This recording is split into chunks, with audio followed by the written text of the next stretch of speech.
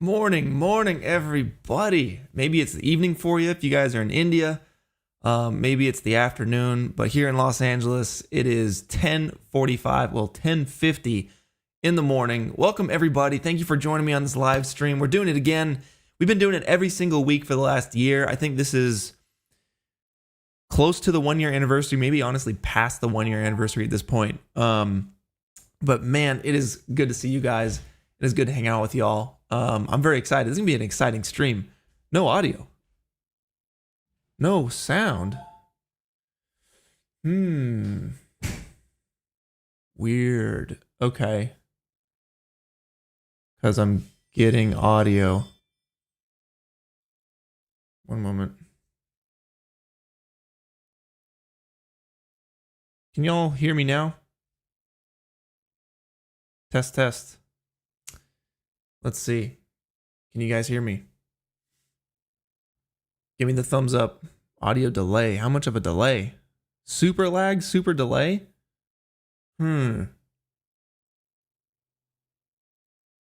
Audio's just delayed. Can you hear me now? Is this better now? Dang. There's audio now. Delay, sound late coming. Okay. I have no idea why this would be happening. All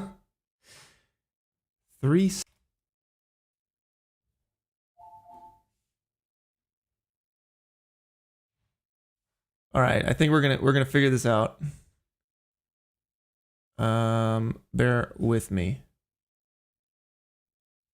Bear with me. Okay.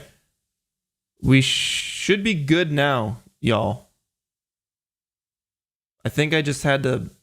I was messing with some stuff. Testing. Yo, let me know if it's good. Should be good.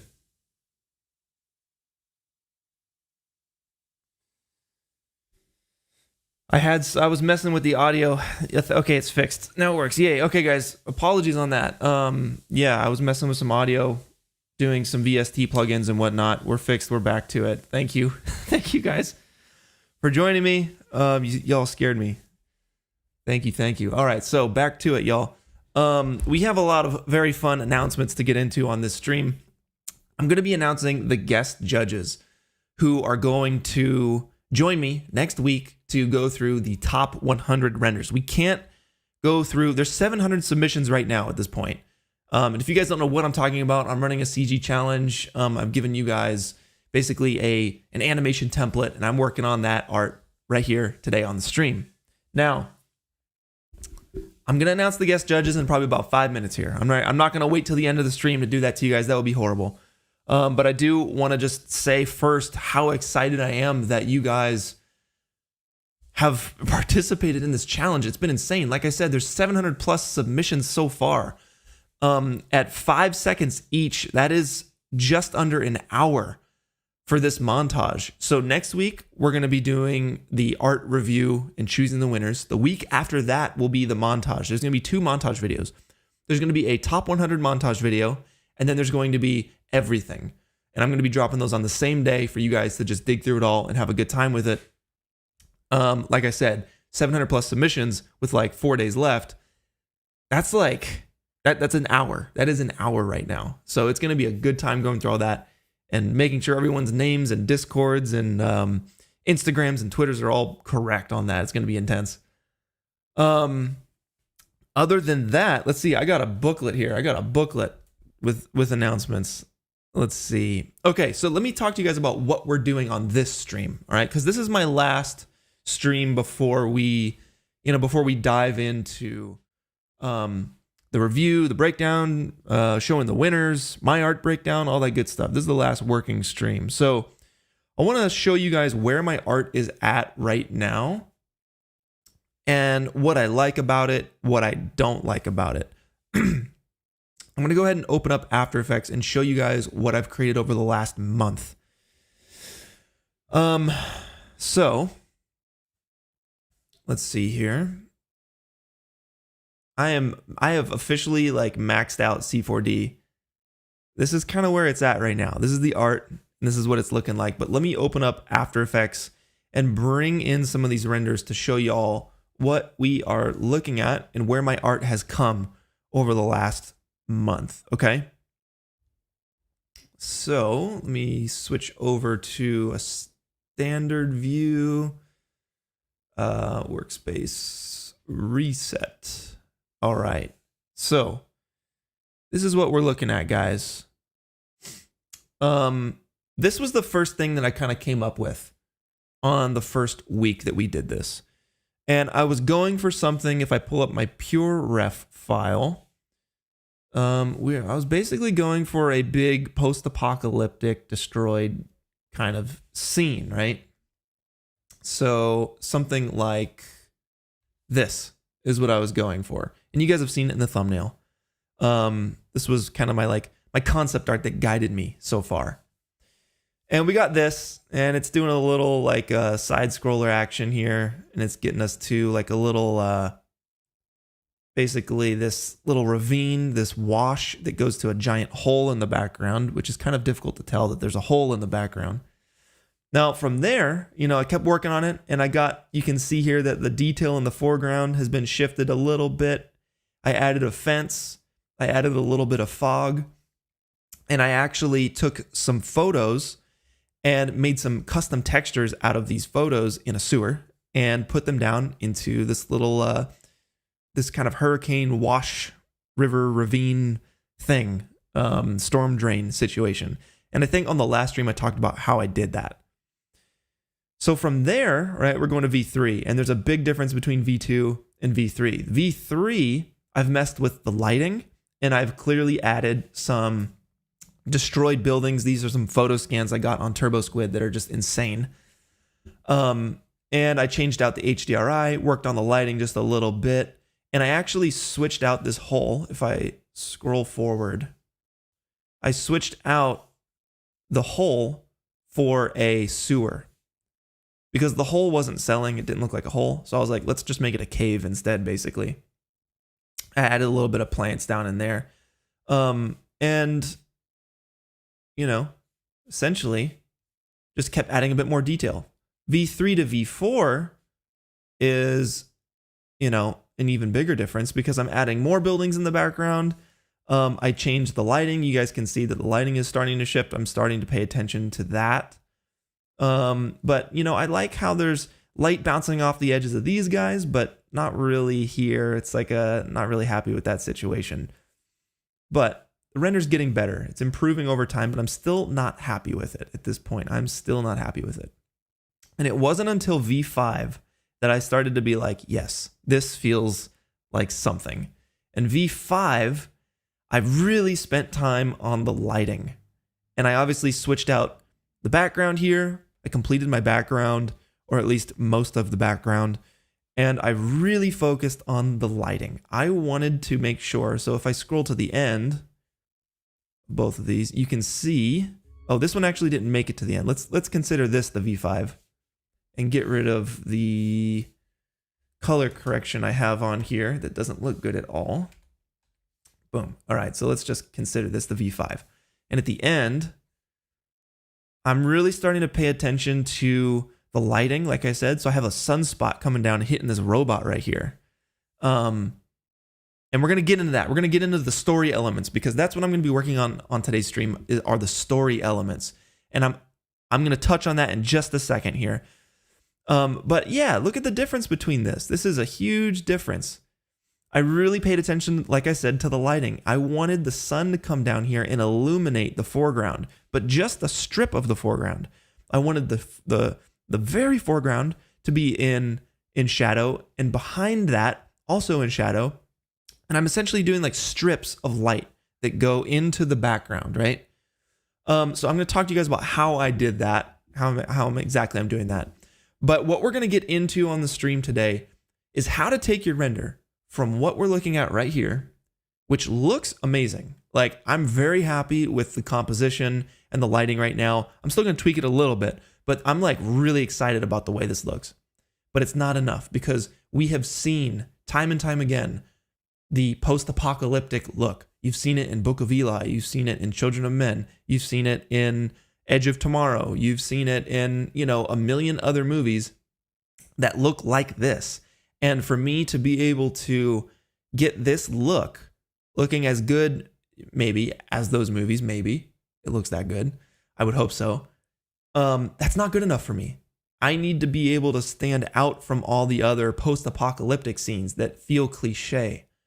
And what we're going to do, the way we're going to do that is with story and style. So the last 20%, you guys have heard the 80-20 rule, story and style. So 80-20, right, is the idea that 80% of your thing is recognizable, it's known, people have seen it before. People tend to gravitate towards things they know. So that's the 80%. But if you know it too much, you're going to get bored. You can only watch your favorite show so many times, unless, maybe it's The Office or something. But still, like, you want that 20% freshness. The 20% freshness is what I'm looking for in this render right now.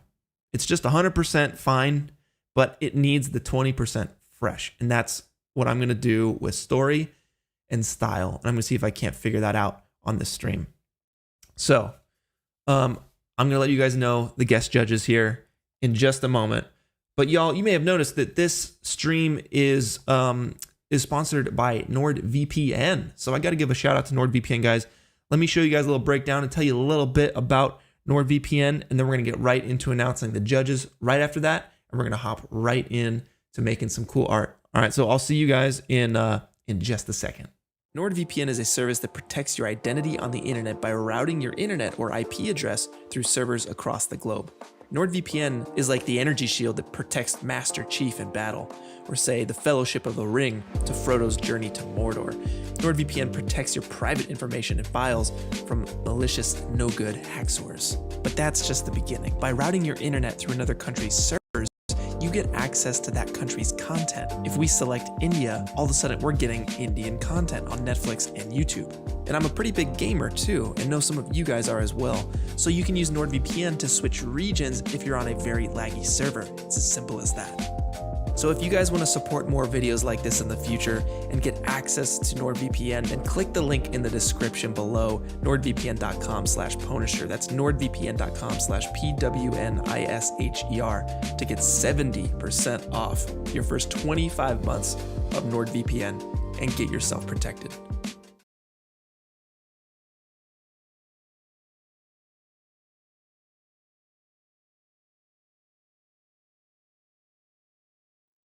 All right.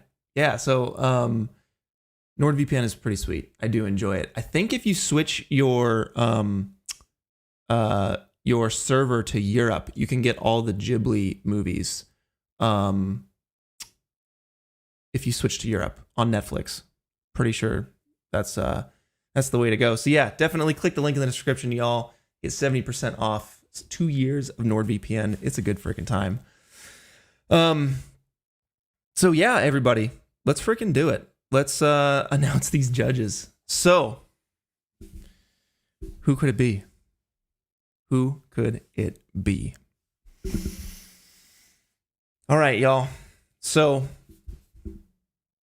we're talking 3 judges. We got 3 judges to announce. All right. The first judge is going to be none other than Mr. Peter France, the Blender master himself. Peter France will be joining us next week live on the stream to go over the top 100 renders. And what we're going to do, so actually we're going to get together beforehand and determine the winners before, so we know exactly where we're going, and then we're going to show you guys what we got. So we're going to look at every single one and make sure we truly choose the top 100 so that we can choose the top 5 from that, because there's just no way we can do all 700 plus. All right, so Peter's the first one. Who's the second one? The second one is none other than Mr. Ren Weichman, who will be joining us. Peter and Ren will be joining us live next week on the stream to freaking review your guys' art.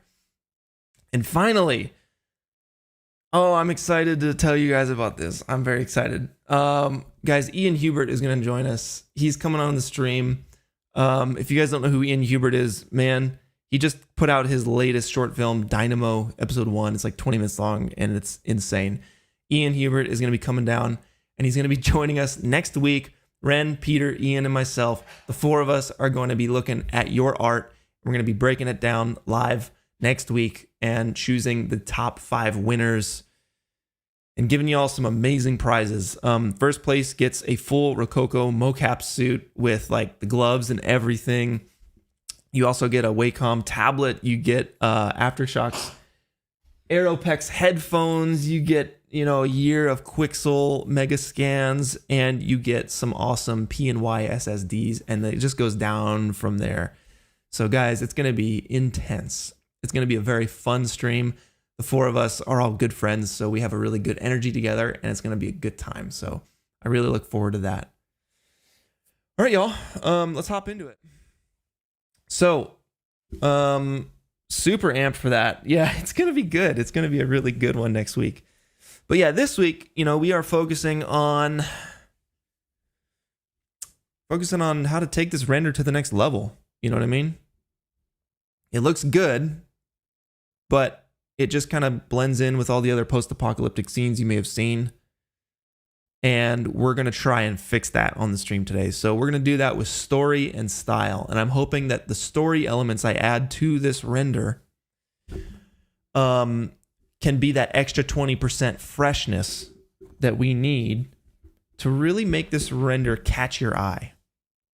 And I'm hoping that the 20% of story that we're using to stand out a little bit from all the other renders, I'm hoping that could also be style points too. Because right now, I guess it's kind of stylized. It's a post-apocalyptic scene, but I do have a robot here chilling, right? And this robot, this robot is it's fine. I'm choosing to go that like sci-fi route, but again, we've seen that before. We've seen like the sci-fi post-apocalyptic thing with like Edge of Tomorrow and a bunch of other movies and shows and IPs and whatnot. So I'm looking for ways to amplify that. So here's what I have right now. Here's the idea that's in my head. You guys know that this is a render challenge with a character, right? So we have a character. The current setup is they're like holding something, they're carrying something. And I'm thinking about that element. So what could they be carrying and who is the character? So here's my thoughts. What if you essentially had a robot character? It could be a robot or it could be a human. And they're pulling, those like, it's called a palanquin. It's like a royal box with 2 sticks on it that 2 different people carry around the king or the queen or some royalty person, and they're in this box so they don't have to walk around. That's a palanquin. So imagine this character carrying a hovering palanquin, a hovering little royal box that's made of beautiful ornate gold. So already we have a juxtaposition between the destroyed, poor, dirty, dark environment and this ornate, filthy rich golden box. And in this box is a person that you can't quite see, but you can see their arm is hanging out, like you rolled down your window and you're got your arm hanging out. Why does the mic have a 3D sound? God dang. I don't know. Let's see, desktop mic.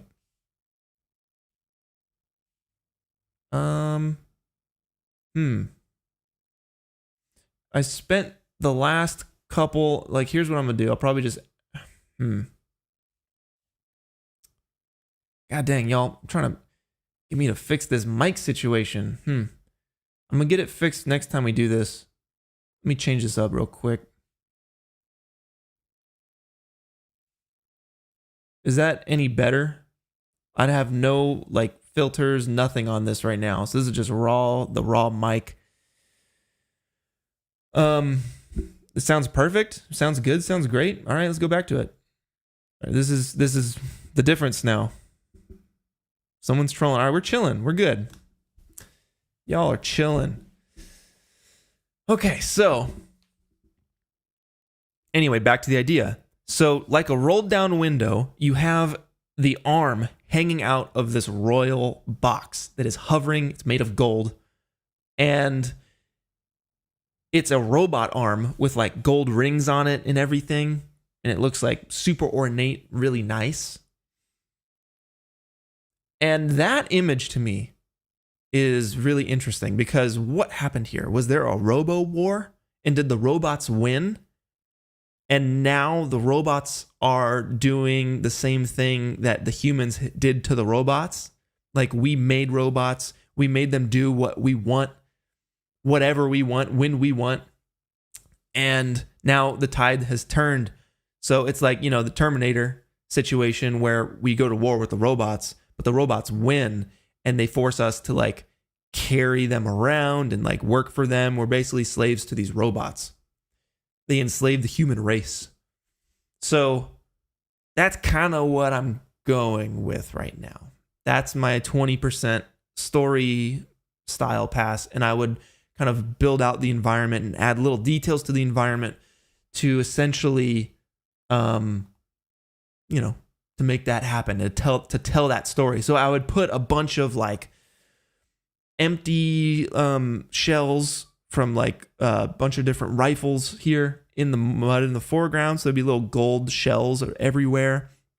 I'd probably put a machine gun nest right up here with some sandbags and a machine gun that was shooting down at this robot right here.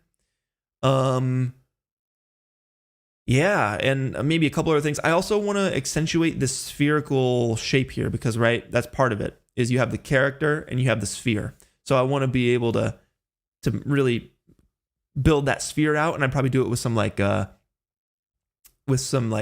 is it called? Power lines that go off into the background and whatnot. So that's what I do. And then on the robot here, I think I'm going to put a bunch of birds on it, have some grass and trees grow on it. I'm probably going to retexture it and like build it out really nice. Probably not going to do that on the stream. It's just a lot of nitpicky stuff. But we'll see where we get to. And then I think I'm going to have a bunch of cables coming from the robot leading into the sewer. So it's like the humans are hiding in the sewer and there's like cables and they're taking parts and taking it into the sewer or something. That's probably what I'll do. So that's the game plan. That is the game plan to wrap out my render. Hopefully by June 1st. June 1st is the deadline for everyone to get their renders done. Since I can't win my own contest, maybe I'll take till June 2nd or 3rd. But I don't know. There's a part of me that just wants to finish it on June 1st like everybody else. So that's my goal. That is my aim. We have a couple super chats to shout out here. We have Psych Noru. Apologies if I butchered the name there, but I appreciate you with that super chat, brother. Thank you so much. #1 fan. Heck yeah. I appreciate you. We have Sai Sharon, as always. Welcome back, Mr. Sai Sharon. Says, hey, Clint, hope you're doing fine. Excited for the stream. Good to hang out with you again this week. The feeling is mutual, buddy. And way back at the top, I think there was another one. I'm pretty sure there was another super chat that I missed from a very generous person that I apologize. I was in it. We were in announcement mode, but I appreciate you, sir. Thank you so much. So I got to ask my moderators, are we sounding good? Visual, I see you're in here. I don't know if we have any other mods, but let me know if the mic is sounding good, if everything is sounding good. I want to know that we're looking good to move forward. Jones Lab, thank you. Derek Para, thank you for the super chat. Your guys' support is very, very helpful. So Jones says, yo, have some Bucha money. Thank you. Can't wait for judging. People need to know. Did Ian ever text you back? Oh, yes. Okay. So last week on the stream, Ian Hubert came onto the stream and was like typing up and saying, hey, blah, blah, good to see you. And I was like, hey, are you the real Ian? He's like, of course. And I was like, okay, well then, prove it. What food do we get when you come down to LA? And he said noodles. And I was like, we do get noodles, but like, it's ramen, but noodles kind of works. Okay. And then Ian, I was like kind of suspicious. And then he ended it with like, Blender is the best or something. And I'm like, I don't think that's Ian. I don't think Ian would say Blender's the best, even though he uses it. He's not in that war of Blender's better and Cinema 4D sucks. And like, that's not Ian. So I'm like, dude, I texted him, and he was very busy. He was finishing Dynamo, so it took him a while to get back to it. But no, that wasn't Ian. That was not Ian Hubert. So whoever's freaking posing as Ian Hubert, you suck. And don't do that. Don't do that. Derek Para, thank you for the super chat. I appreciate you, man. Heck yeah, good times. But yeah, guys, the judges, if you're just popping in here, it's going to be Peter France, Ren Weichman, and Ian Hubert with myself next week, live streaming, reviewing your art, choosing the top 5 winners for the alternate realities CG contest, guys. So it's going to be a hoot and a half. Let's dive into this, all right? Let's dive into this. It's been long enough. C4D. I really love, like, this reminds me of, like, The Last of Us concept art. It's the lighting. It's all about that, like, foreground. There's, like, a little streak of sunlight. There's a streak of light coming in. Let me show you guys how I'm getting this look right now, because it's a really, like, I'm really digging this look. So I'm going to uncheck check camera so I can hop out of my camera but keep the render live. And let's go out here. I have 24 gigabytes of VRAM, but there's 2.4 gigabytes left. I have maxed out my scene. We are on the edge here for this scene. So I'm probably going to clean that up in a bit. But check this out, y'all. To get this look, I got these things called flags. And I'm going to show you how I'm using these flags and what they are. And they're essentially blocking the light. If I were to take these flags away, look at my render. And when I take the flags away, look at what happens.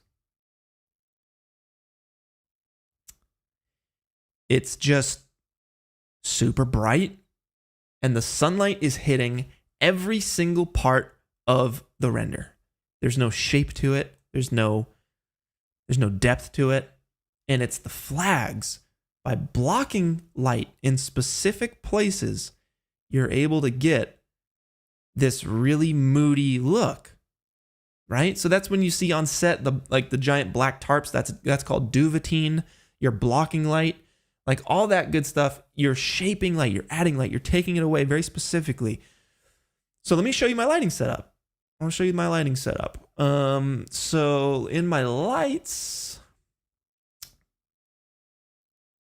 I got a sunlight that's hitting my scene, and I have one light. It's a very simple lighting setup. So check this out. This is a HDRI of just gray. It is just gray. That is all that is lighting my scene right now that you're seeing right here. Matthias, brother, thank you for the super chat. You're psyched for the stream. The destroyed buildings look great. I was wondering how you did those, or if you know a good tutorial to finish off. Wish you a good stream. Thank you, brother. Yeah. No, these are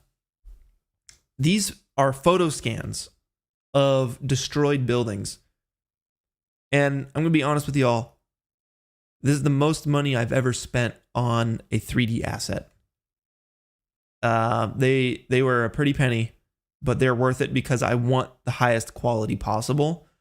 And these were that. These were the highest quality destroyed buildings I could find. The ones from Kitbash 3D, they just weren't high res enough for a foreground element. But these ones, man, these definitely took the cake. And there's like 26 different buildings like this. And they're very smart. When I was going through and I was like retexturing everything, and I was linking all the textures and, making C4D files from the FBXs, I learned how these were created. And I was like, that is genius. They did photo scans, and they like kit bashed their own like destroyed building pack from like one or two large scale photo scans they took. The roof was a separate scan from the actual building, and then they have all these other scans of like dirt and rubble in here that can like move out and come around like this. So it's done in a very unique way.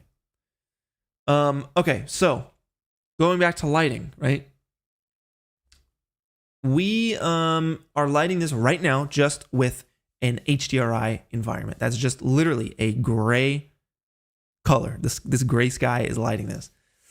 Now what I'm doing is I'm adding a little light up top here that I can show y'all. This is just a big old area light way back here. It's blasting the scene to get me this reflective specular highlight off the ground. And that is doing so much to add a bit more detail. It just brings a lot of detail out from the ground, from these textures. And I always love a little bit of that high specularity contrast in the renders like that. So I think that's really nice. Next, what I'm doing, obviously, we got some fog here to kind of even things out a little bit. And like this alone looks cool, but it needs more shape. It really needs more shape to it. So let me take the fog away for a second. I'm adding in a sunlight.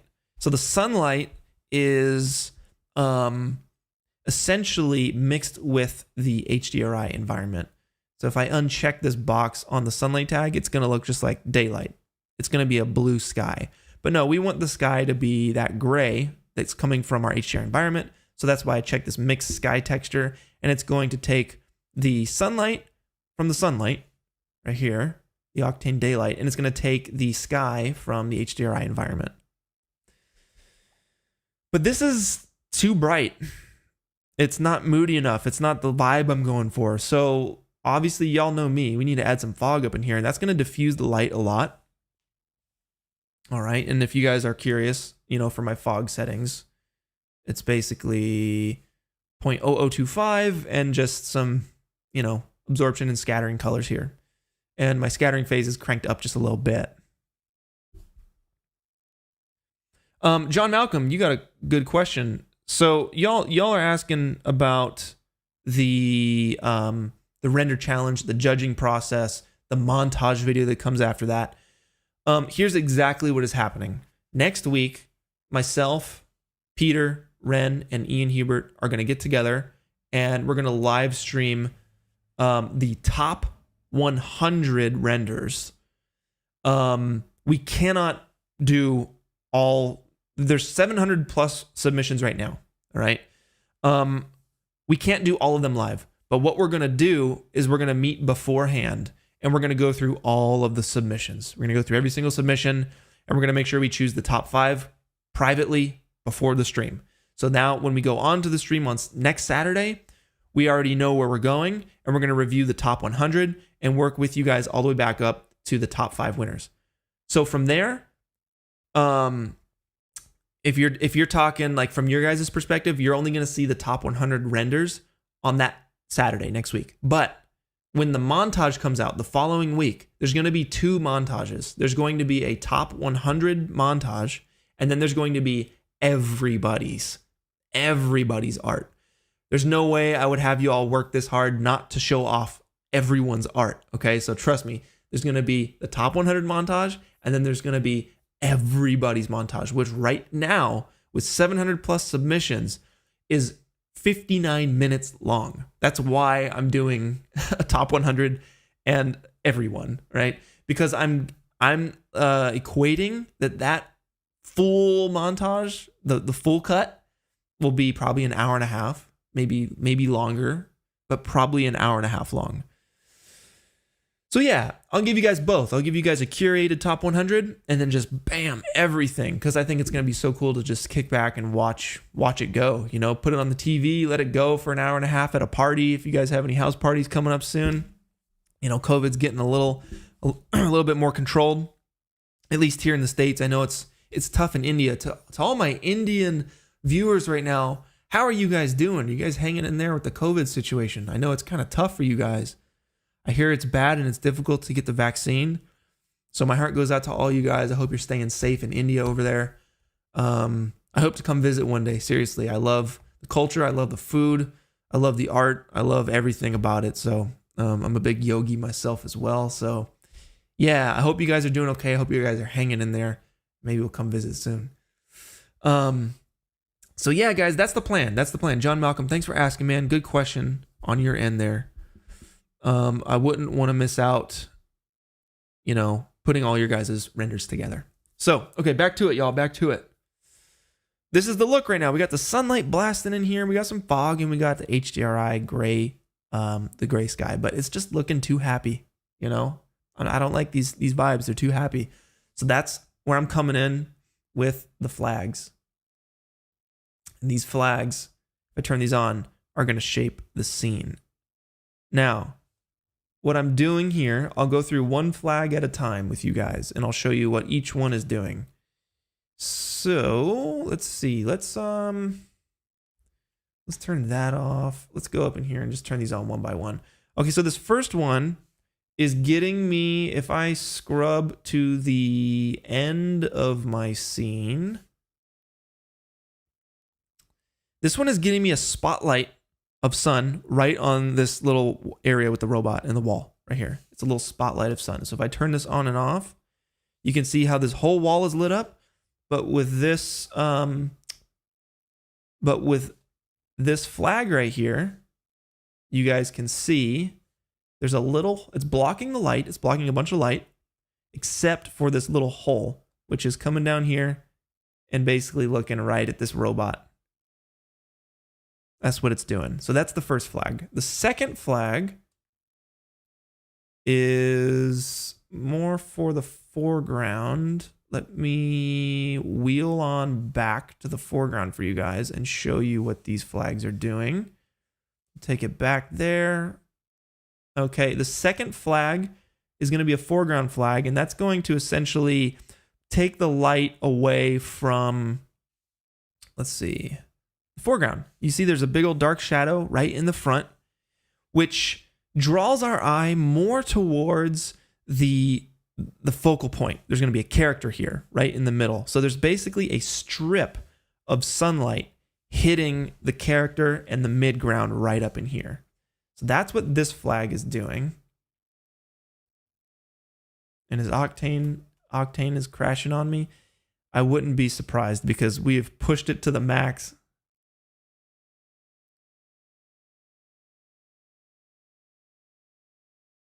Here we go. We're gonna be in business. The Game Factory. What's up, dude? Good morning. I believe I got your submission. I think I saw it in the giant old spreadsheet. Thank you so much for joining. You guys are awesome. And we're nearly at 800 viewers right now. That is freaking sick. Thank you guys for sticking with me and hanging out. I hope it's a chill time for y'all.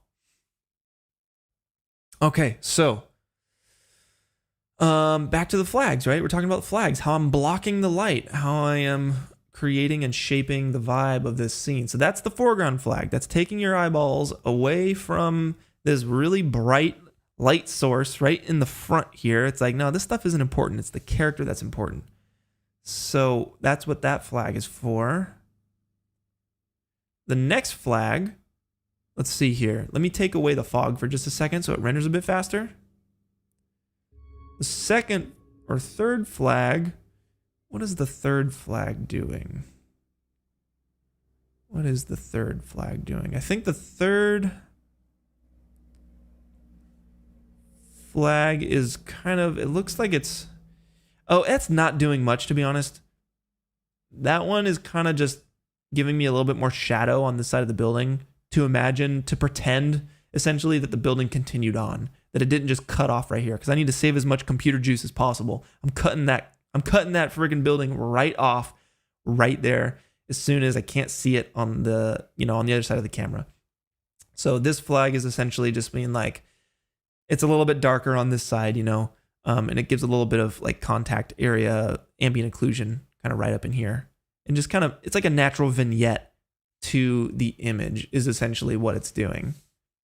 So that's that one. And then finally we have one more, and I think it's hitting this little foreground area here. If I turn that one on, exactly. Yeah, so it's just shaping this a little bit more right up here in the foreground.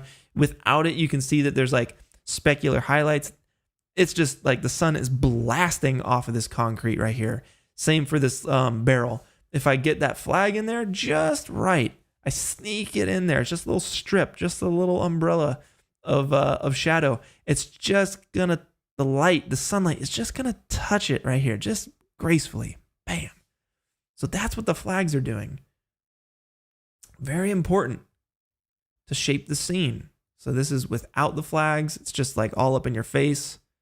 And then with the flags, it shapes it and gets a lot nicer. And then you add the fog in there, and man, you're looking at this right here, And it's looking amazing. So that's the breakdown, y'all. That's the breakdown so far. let's get into those story elements. Let's put up a little machine gun bunker up here. Let's get some shells maybe in the mud, and then let's work on that palanquin. You guys are with me earlier. I talked about a royal box that two people usually traditionally carry way back in the old times. You've seen them, like they carry the two sides and then they, are like running, and they got the king in this box so they don't have to walk. That's called a palanquin. So I'm going to make a royal, golden, high-tech, hovering sci-fi palanquin with a robot inside of it with its arm hanging out and like a bunch of gold rings and like chains on it and stuff that has enslaved the human race to do its bidding for the robots, because the robots won this war, obviously. All right. And by the way, Frederico, you said, so how to do the flags?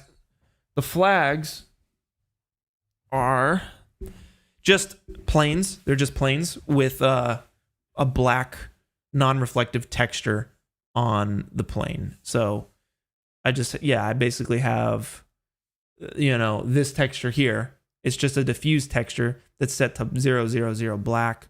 It doesn't reflect anything. It's not a glossy surface. Otherwise, there'd be bounce light. No, we don't want any bounce light. We just want diffuse for those flags there. My mate Joe, what's up, dude? Thank you for the super chat. He says, thanks for the streams, dude. I got you, man. Thanks for hopping in with me. And I may have missed one. Utsavis Nazala. Apologies for butchering the name there, but man, I appreciate you. Thank you for the super chat. I hope you're doing well. Shout outs to all my fans in India. Hope you guys are hanging in there. Stay safe, all right? Stay safe out there. I'll make it down to y'all's country eventually. It is high on my list. All right. Shout outs to all the 800 people we got up in here. Very nice. Very, very fun. Okay. All right. So where do we begin? I have 1.6 gigabytes of VRAM left. I have used 18.5 gigabytes of VRAM. So I think the first thing I need to do, to be honest with y'all, is clean up my scene. Okay, so I think what I'm going to do... I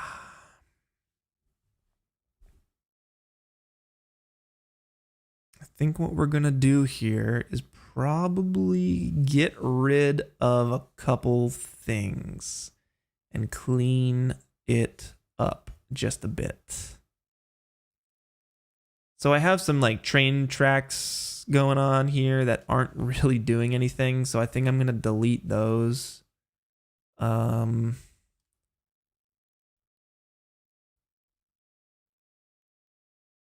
see here. Yeah, these train tracks here, I'm not really using those, so those can go. Let's see, I'm using all of this stuff here. I know I'm not using this second barrel. I went with the blue barrel instead, so I can delete this barrel. And hopefully we'll free up some VRAM. We're at 1.6 right now, so let's delete that barrel.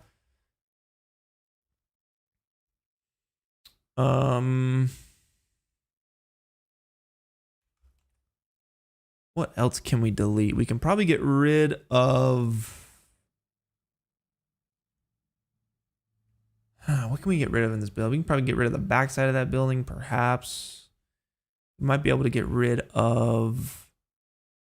I don't know, that's a tough one. These are all instances too, right? So they're not just a duplicate of the model. They're actually just... it's referencing the main model.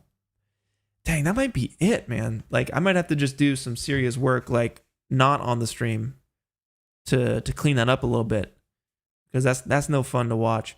What I will do is remove any unused textures. So I'll go material, remove unused materials. And that's going to get rid of any materials that I'm not using in the actual rendered scene. I have swapped out the 2K textures for the 4K textures. Yes. So, for instance, you know, I have essentially switched out this barrel. This is an 8K barrel. These are 8K little rubble pieces here. This is all 8K stuff here.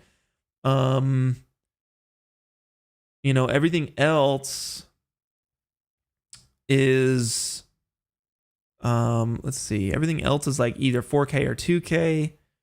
I think there's some 8K textures right here in the foreground. This little wood structure is an 8K texture, but everything else is as cheap as we can get it, right?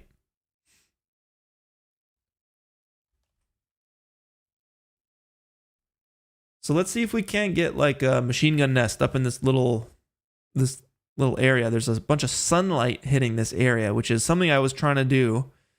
Was to get some sunlight clipping just on this little outcropping. So I'm gonna open up Quixel Bridge and try and get that going. John Malcolm said it.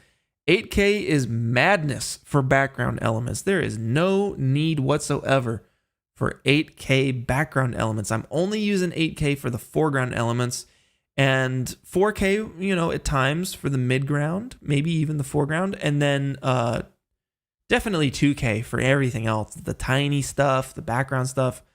Keep that stuff low, y'all. Definitely. And Julian, yeah, the sphere shape. I need to work on the spherical shape as well. Okay. So I know they have sandbags.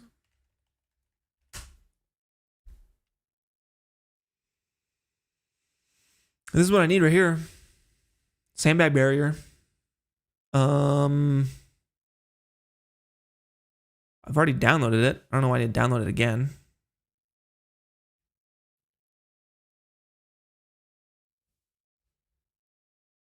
And let's go with the 2K. Export that.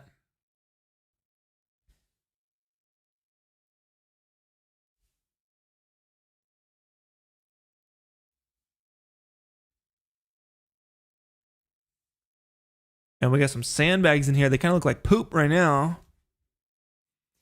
So what I'm going to do to fix that is essentially go to the material setting itself. And guys, Octane has been crashing on me a whole bunch. My computer is at its wit's end. It is at the freaking tippy top of its capacity.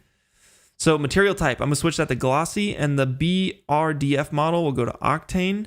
And then since the color correction I have going on here is a little intense, I'm just going to bring down the... Well, here, before I mess with the compositing of my sandbags, let me get the sandbag up in place, okay? So I want this guy up in the corner here. Little machine gun nest up here to fight off the robots.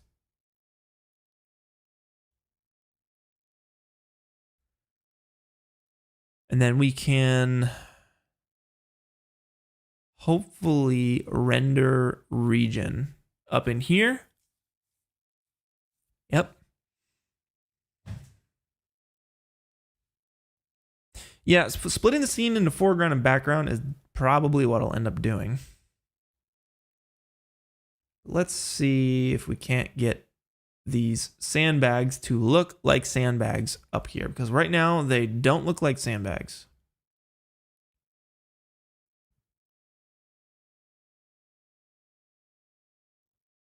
They're a little dark. I'm going to scale them. Whoa. Does that even work? That's the Z. Okay. I'm going to scale them up.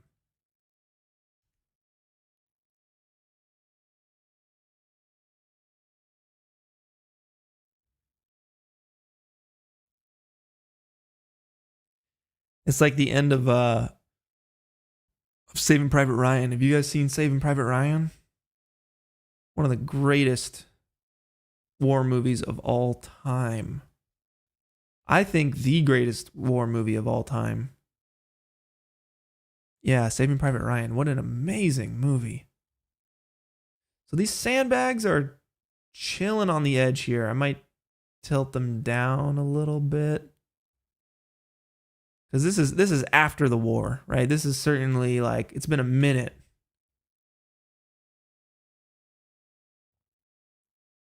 So those look like some sandbags up there. Push them back a little bit more.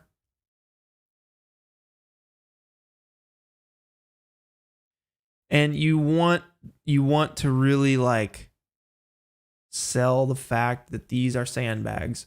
So putting them up there is not good enough. You need to put them up there and make it feel like they look like sandbags. And it's starting to get there. And I think what I'll do is I'll probably put like the tip of a machine gun, a giant machine gun sticking out from this thing. And that's how you're gonna really sell that these things are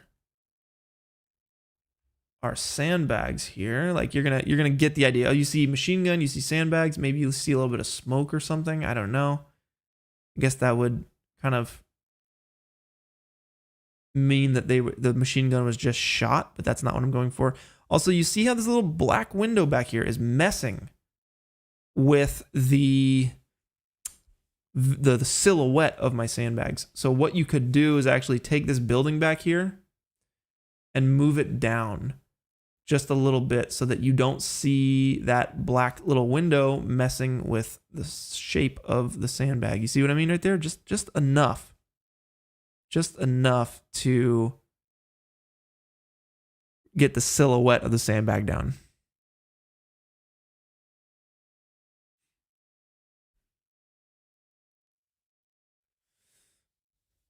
Yes.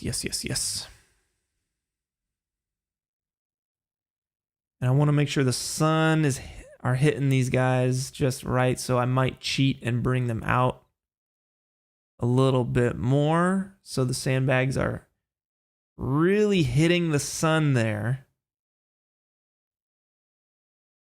We'll render region again, and maybe that's not the move, but hey, let's give it a little experiment. We're here, right? Let's push it out.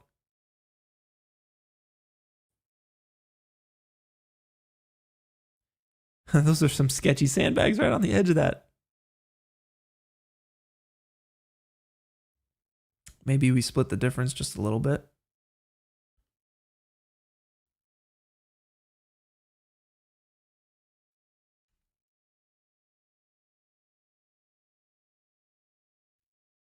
Like that is not bad.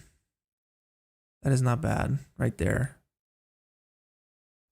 And then what we can do is mess with the color settings. So in the color correction, let's go gamma 0.8 to just brighten it up a little bit. Saturation probably come down to 0.8 as well. Brightness maybe 1.2, just so they're a little bit more visible.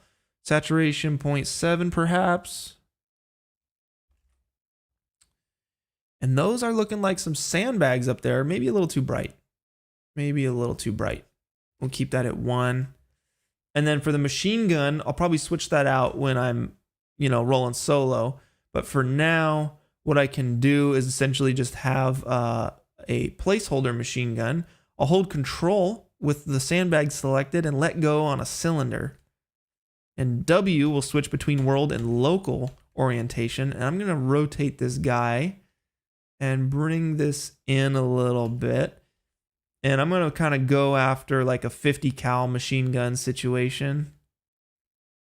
And we'll bring it in. And I will control drag it up to duplicate it. Scale it down. Bring it out like this. And probably give it just a little bit of like a muzzle. Here. Scale it up. Bring it out.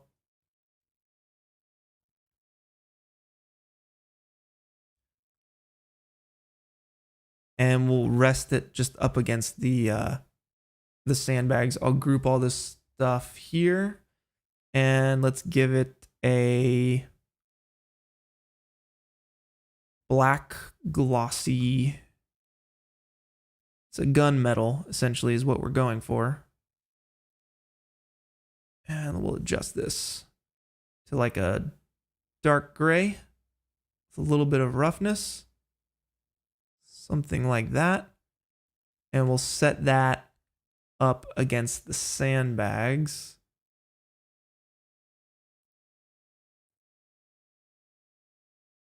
And we could even tilt it down at the robot.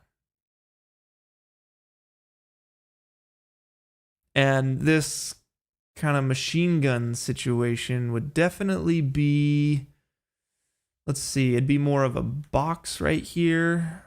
Bring this in and down. Something like this. And then you'd have like 2 little handles on the back, I guess.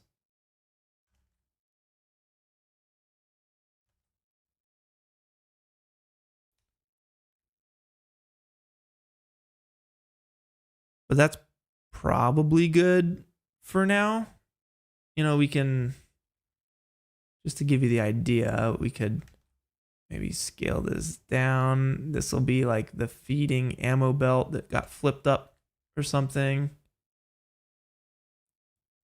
But then your silhouette isn't reading like a silhouette anymore, so we can delete that. You guys get the idea, right? So I could build that out later.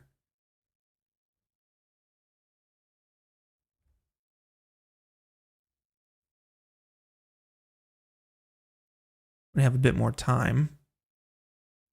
I mean, we have all the time in the world. I just don't want to bore you guys with these little things. I don't want to model a machine gun right now.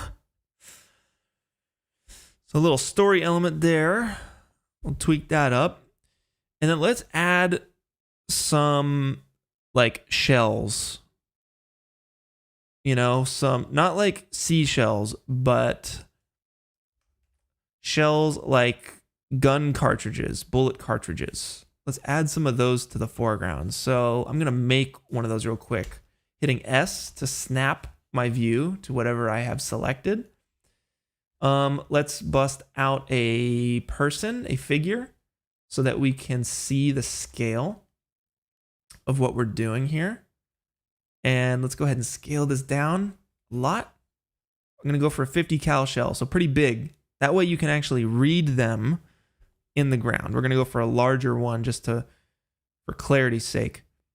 And I'm going to make this as low poly as possible. So NB is your shading mode here. And let's go, height segments will be 0, rotation segments 12. And we can make it editable by hitting C.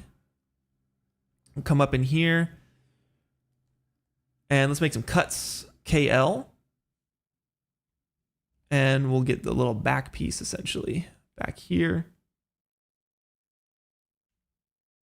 UL is loop selection. Move that down just a bit. In edge mode, hit UL to select all those. I'm sorry, in polygon mode. Yep, hit D for extrude. And whoa, S to snap your view to whatever you got going on. Oh, I need to adjust my mode. So you see how I'm clipping through here? I'm clipping through this model. Whoop. If you hit Control D, in your project settings, if you set view clipping to small, it'll take care of that for you. So hitting D, we'll scale this down just like that. And then let's go ahead and grab these guys. MW is extrude inner. We'll bring that in. Maybe to about here. We'll bring it in again. And we'll bring it in again. And that's the primer. And then in one more time. So we essentially want these 2 channels right here. And we'll hit D and we'll bring those up just like that. So you kind of have this like shell casing with the primer in the back. Now up here, it's going to taper off very specifically. So what we'll do is hit KL in edge mode. And we'll make 2 cuts, 1 and 1. And let's go ahead and extend this. I'm hitting, in point mode, I'll hit 0 and I'll select all that. And we'll just bring it up. Something like that. Now in edge mode, we'll grab these guys. We'll bring them in just a little bit. And then we'll take everything, these 3, and we'll bring those in. But if you notice, I bring these in. Actually, no, I just want the top 2. Just the top 2. Bring those in just enough.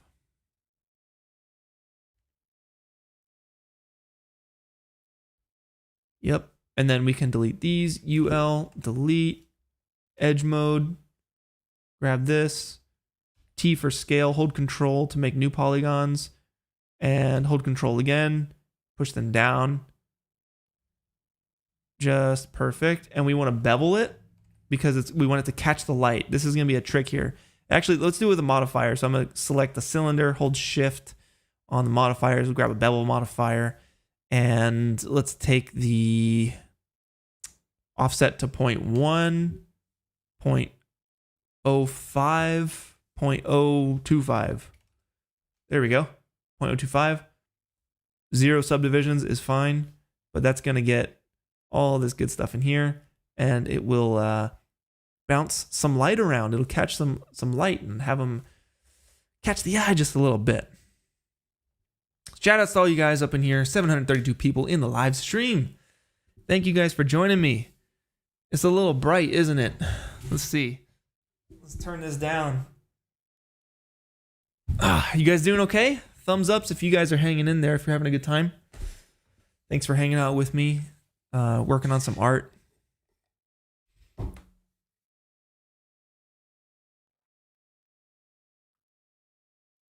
All right. So, by a show of hands, or no, by a show of smiley faces, who is still working on their submission? I know I am. VFX Wizard, dude, I am so excited for your art. I saw you working on it in the Discord server. You were doing a little live stream in the Discord server. My goodness, dude, I am amped for that. Nico's asking, will you stream the judging for the contest? Absolutely. Next week, it's going to be myself, Ian Hubert, Peter France, and Ren Weichman, and the 4 of us are going to live stream the top 100 pieces of art. We're going to review them, we're going to judge them, we're going to grade them, and we're going to get down to the top 5. The following week, we're going to do the top 100 montage as well as everything. And the everything montage is going to be like an hour and a half long. That's why I'm doing 2. And for those of you wondering, no, we're not just judging the top 100. Hold on, this is confusing. How am I going to say this? We're judging all of the submissions privately. We're going to go through all of the submissions privately. It's going to take a long time. And we're going to choose the top 100 submissions from everything. And then we're going to take that and we're going to, on the live stream, determine the top 5. So that's what we're doing. And it looks like we got some people who are still trying to submit their renders. I look forward to it. We got 700 plus submissions right now. Guys, I did the math. I've been asking you guys to provide me with the amount of hours that it took for you to complete your renders. We're not just into the days territory. Like, if you took all the hours that all of you guys spent on all of these renders, and you added those hours up, it is beyond days. It is beyond months. And it is beyond a year.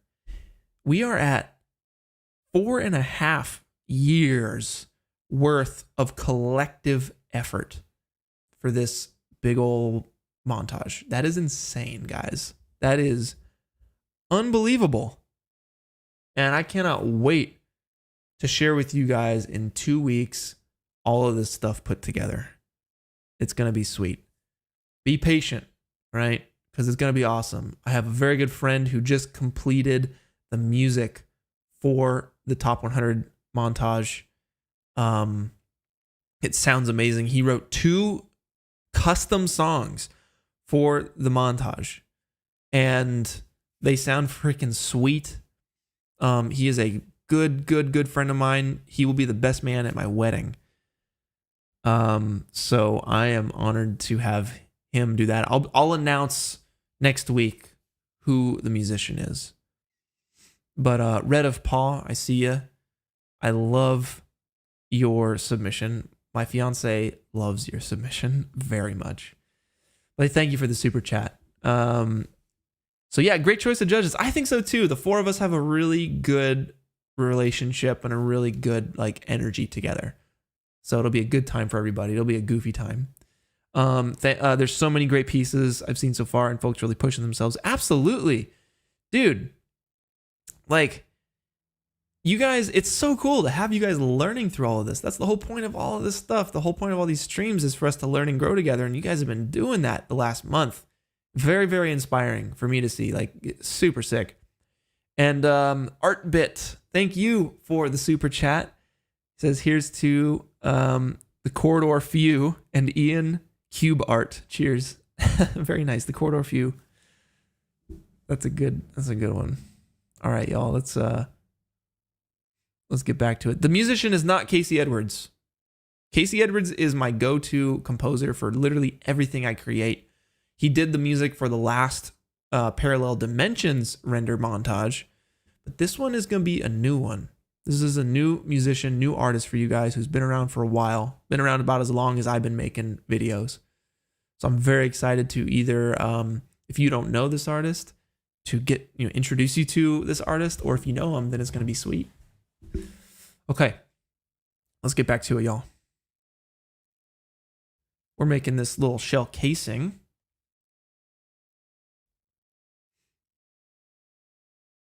Uh-oh, here, 1 second, pen tablet thingy. All right.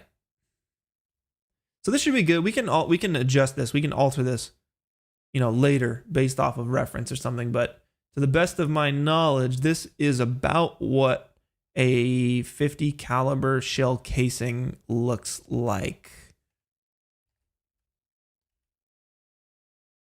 Something like this.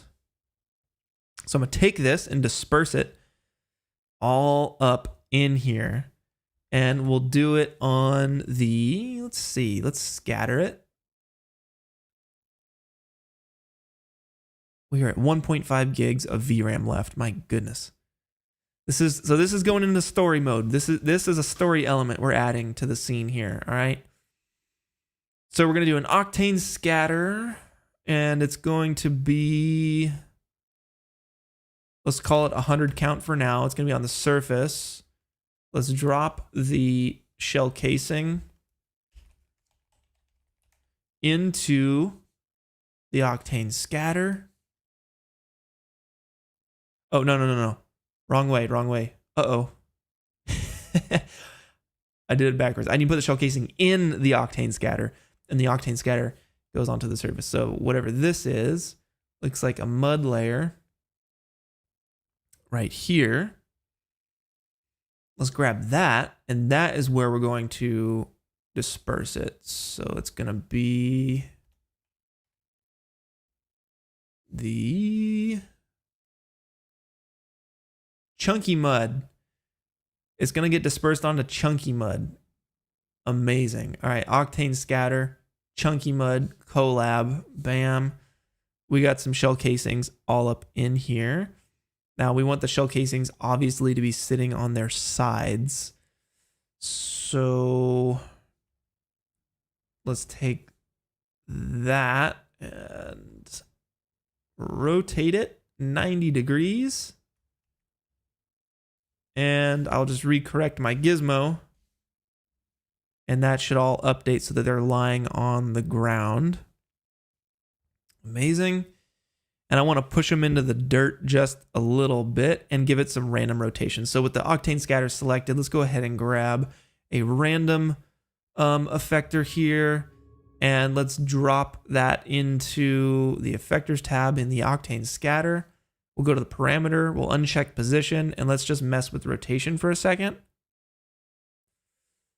And we'll rotate these guys around. Let's see, octane scatter. Random effector is going to rotate all these guys differently. Sweet. Andre, yo, thanks for the chat, man. Thanks for the help. So it says, how about you make a storyboard and we all make a movie together? That changes styles through the scene. Yes. Dude, I've had this idea. So there's an idea called Shrek Retold, and basically everyone takes a scene from Shrek and like redoes it in their own style. So what I want to do is write a movie, write a short film. A movie would be sweet. Write a movie, and each you break it down into storyboards. And you have all these artists make a piece of the movie, and we make a movie together. Like, that would be so sick. And you get people to score it. Like I'd hire Casey to score it. Then I'd hire like my buddy Kevin to sound design it. And you would just make it a full legit movie. And then like I would hire voice actors. I'd get the best actors I could find. Like, how cool would that be? I really want to do that. Like, that is something that I would seriously invest my time in. So that's a great idea, Andre. I 100% agree, and have been thinking about that for a while. So yeah, eventually we're going to do that. I would love to do that with you guys. Is it too late to start the challenge now? Well, you have until June 1st to drop in the final. So maybe if you crunch super hard. Octane Scatter, let's bring these guys down underneath the floor just a little bit. Or maybe, let's see, -20. Will those disappear? I don't think so. -50? They're just hovering. They're hovering. I want to push them down into the ground a little bit more. So let's go ahead and render region. Let's render this little bit here. Let's grab Grayscale Gorilla. Let's go to their plus library. And I'm pretty sure they're going to have like everyday materials, brass.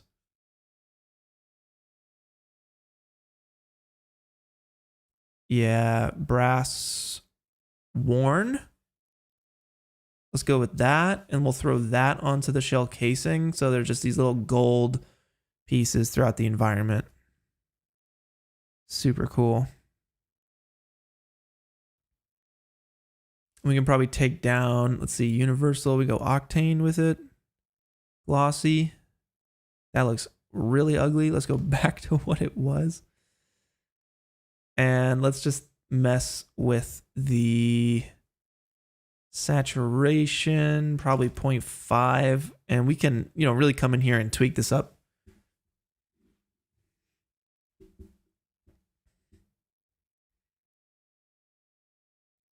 I don't know, maybe 0.6.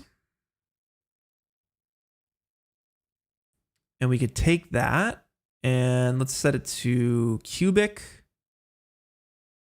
Yeah, so it's just wrapped a little bit tighter, a little bit nicer. Okay. And then I still want to push them down a little bit. So we'll go to distribution, keep away. I think keep away is what we want. Set that to 20. They're not moving.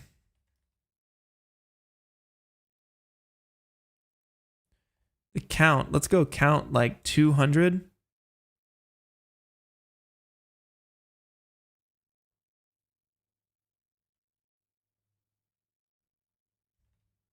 The normal align. So they're not moving.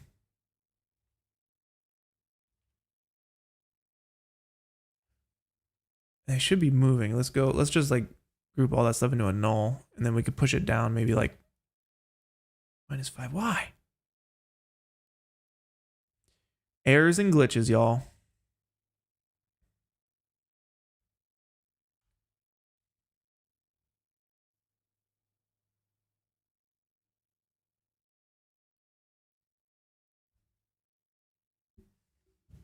So they look a little large, definitely. So I'm probably going to bring the shell casing down like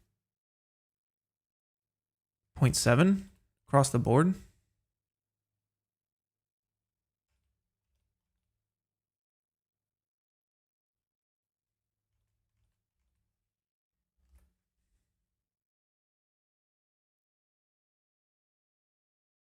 But I don't know why it's not doing anything. So here's what I'm going to do. Instead of Octane Scatter, let's do it with the C4D Cloner.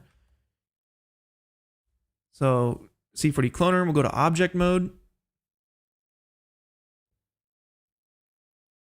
Ooh, give it a minute to update here. Okay, we want render instance. We want an object mode here. And the object is the ground, right? Like we talked about.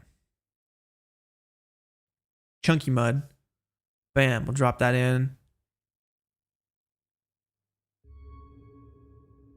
It's going to do a thing.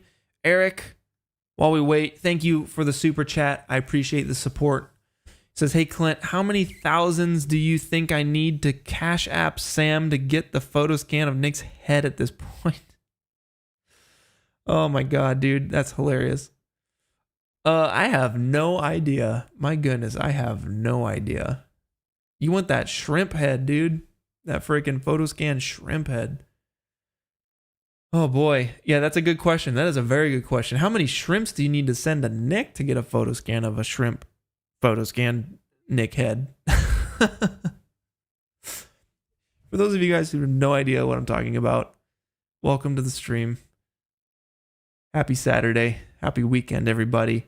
Eric, thanks for the chat, dude. All right, we want more shells. We go to 100. And you can see how they're all oriented in the same direction. That's no good. We want to throw the random effector on there. So once Octane catches up and starts thinking,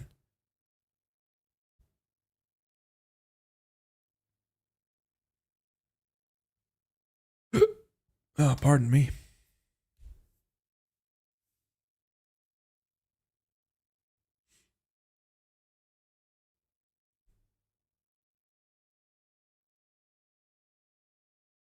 All right, render instance, multi-instance, perhaps.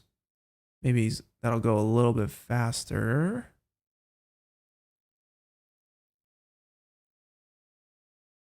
Okay, and then with the cloner selected, let's throw that random effector on there. Or just pipe this one that already exists. And we'll mess with these settings just a little bit. So yeah, a little bit of random orientation here. But mostly here. So this will be like 1080. So they're all just kind of in different directions. And they're so large, I think they definitely need to come down a little bit.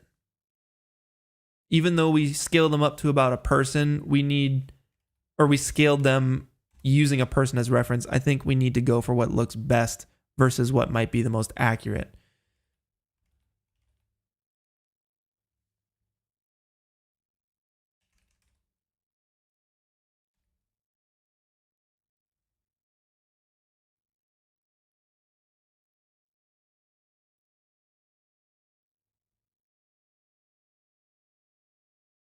And I think it's just Octane being buggy right now because it's pushed to the max.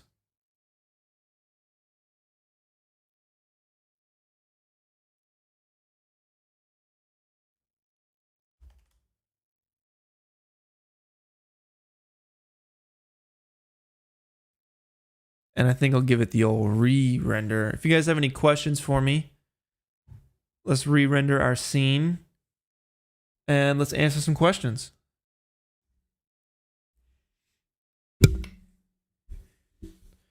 Why so much noise? That's because it's the frame one of it trying to render.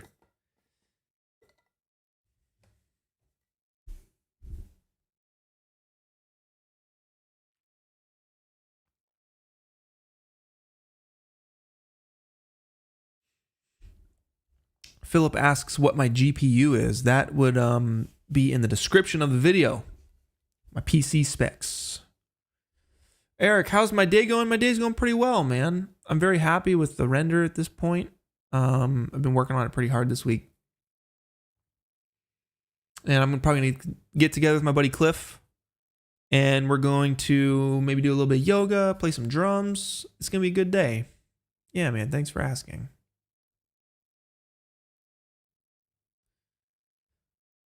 Are there going to be more render challenges? Yes, there will be more render challenges.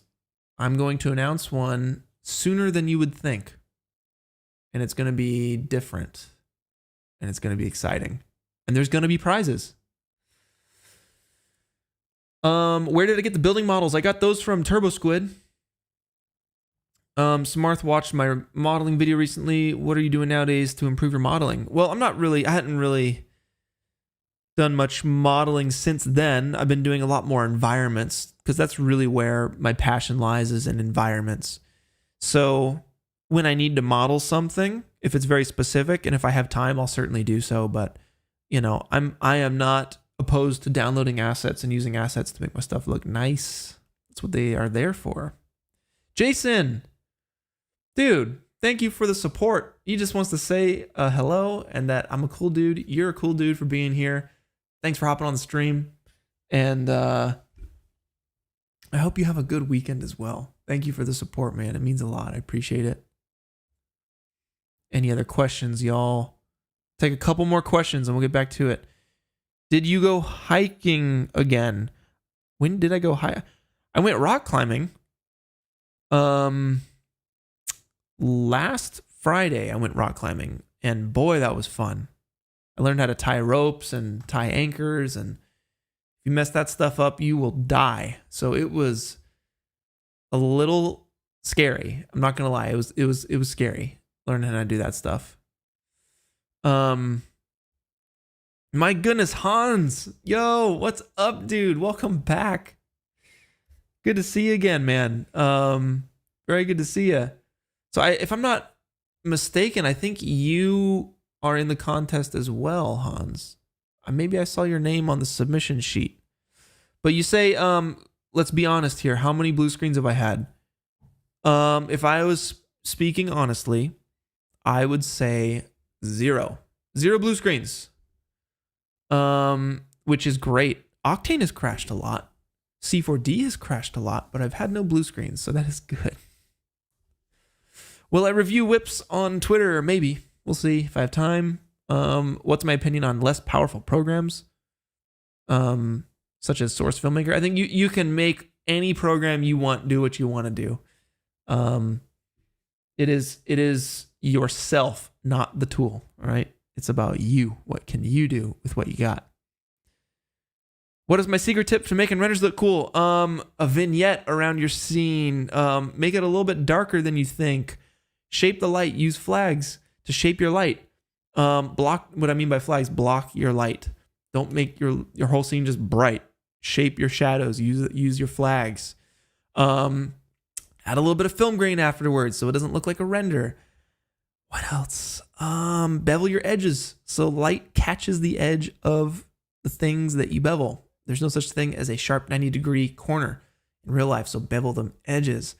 What else? Attention to detail. Use reference. My God, please use reference. You got to study reference to know what the real thing looks like so you can recreate it. That's how you make it look nice. What else? I don't know. Those are the main ones. Make some concept art ahead of time if you're going for a big old environment like I'm doing here. It helped guide my way just a little bit, just enough. But I think it's about time we keep her going. Let's get back to it.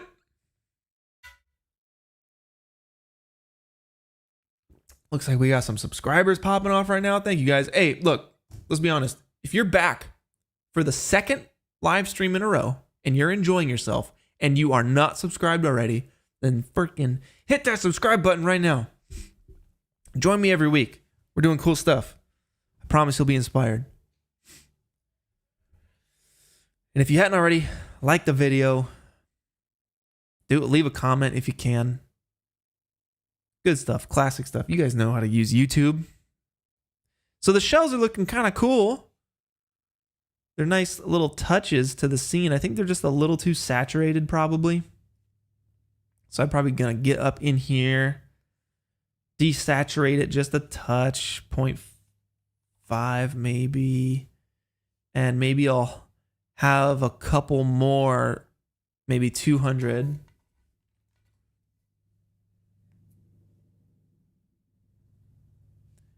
And we'll adjust the seed a little bit so we have a couple more in the foreground. And yeah, there's just enough to catch the eye in the render. Like, what are these little like things here? It's like, oh snap, they're machine gun, they're freaking like bullet cartridges. My God, what happened here?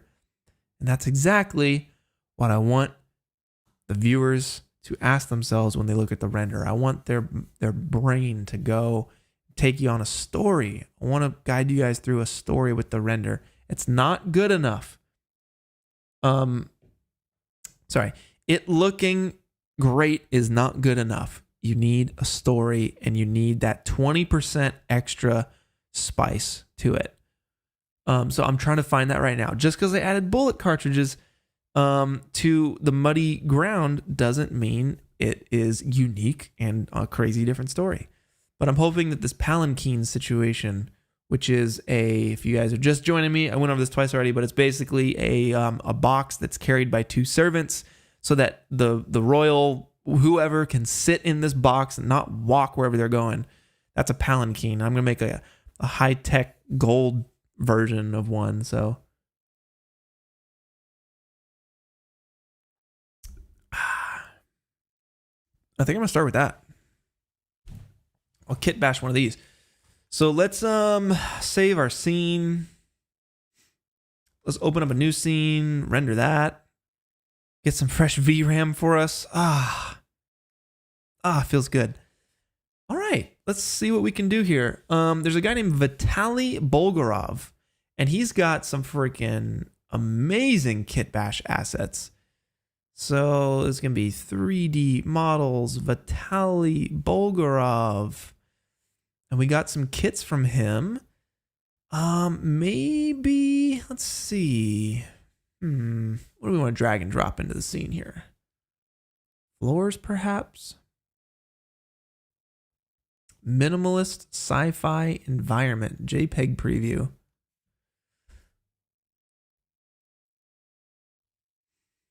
So I'm wondering if I could make some sort of sci-fi box from this stuff. These are amazing. Definitely check them out. VitalyBolgarov.com. You can see it right down in here. VitalyBolgarov.com. His assets and packs are totally worth it. I don't know if this is going to be what we need. Maybe a sci-fi megastructure. We can use pieces from this.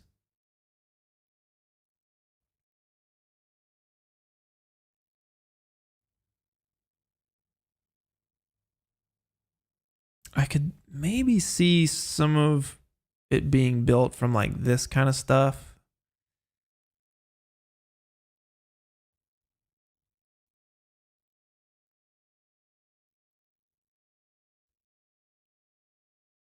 This is all really cool, high-tech awesomeness. Eric, your super chat didn't pop up. Did I not shout you out? Eric? Nah. Eric, I saw you. I shouted you out, buddy. I saw you, man. Oh, it's the second one. You had a second one. You had a second one. I see. Okay. Thanks for the shout out. You say, much love. Don't forget the vegan tacos and chai. I'll buy you when I go to LA next year. Heck yeah, dude. That sounds great. Vegan tacos and chai. I'm down for that, dude. That sounds like a hoot.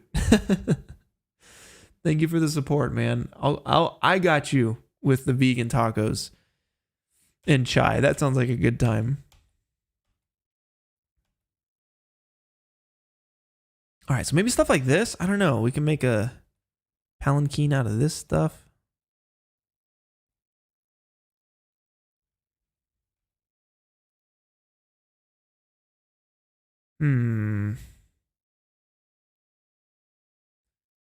Good times.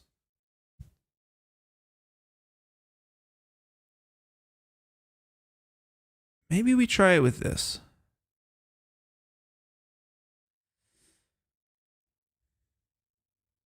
Let's drop it in. Hey, by the way, guys, fun fact. If you shift drag anything into your scene, it will merge it as opposed to making a new project.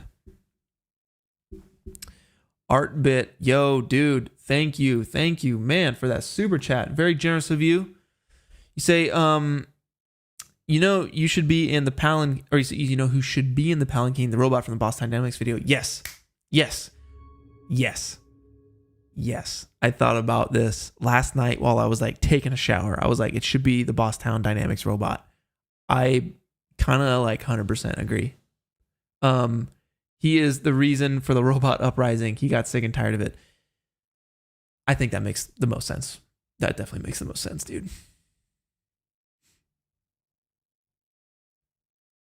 So let's see. I know these things are supposed to be large, but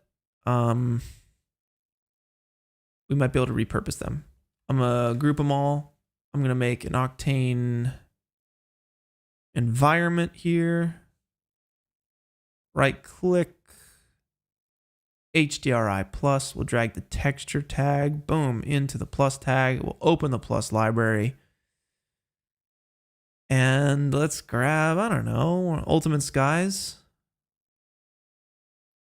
That looks freaking cool.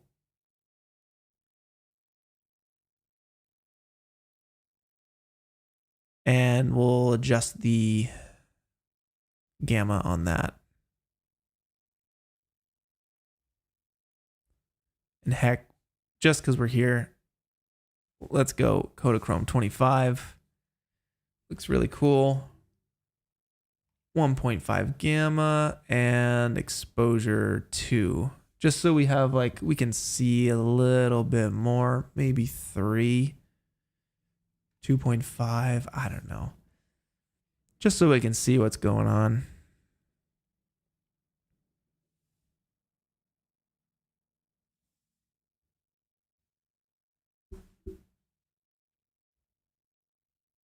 Oh, shoot.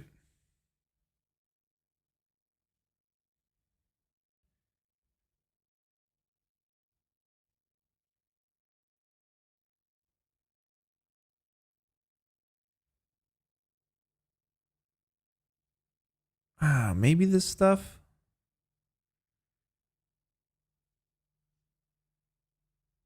Dang it. Pen tablet thing again. 1 second.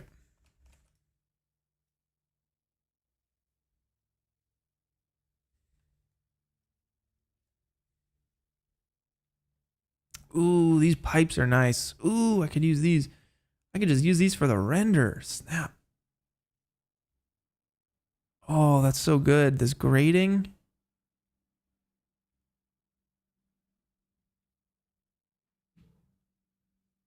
Yeah, I could definitely see where all this would be used.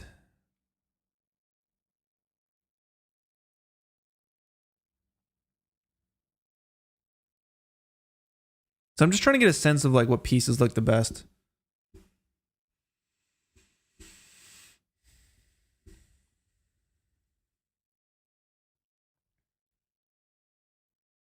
Because this palanquin is essentially going to be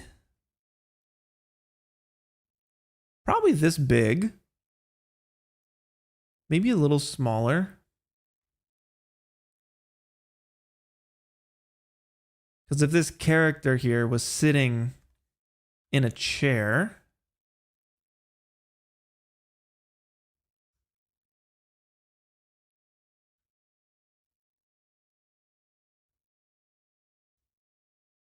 something like this, and he was reclined just a little bit.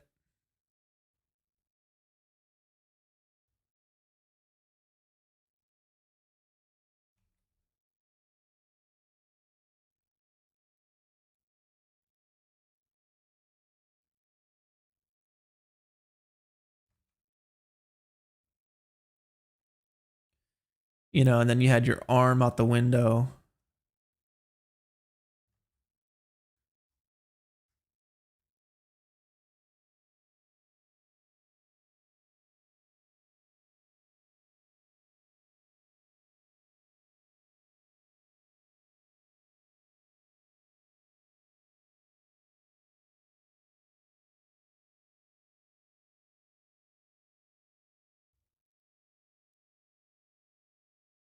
something like this.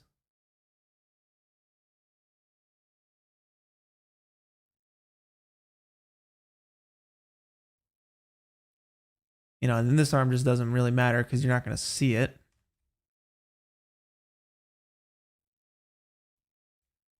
And you put this dude essentially like up in this box.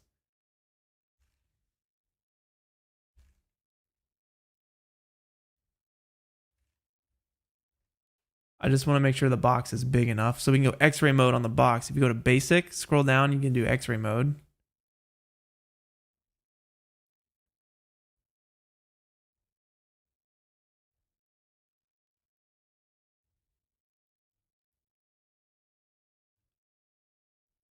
Something like that. Yeah, maybe you can go a little smaller or something, but that feels about right to me.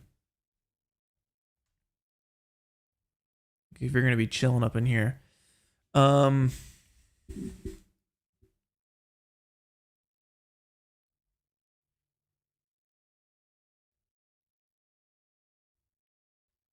We can make this editable, and we'll basically just block out what this would look like. So you could have a window, basically a little viewing window up in here. Bam. We did 2 cuts. Amazing. And we can open these up just like a little bit like that. And then you have another 2 cuts.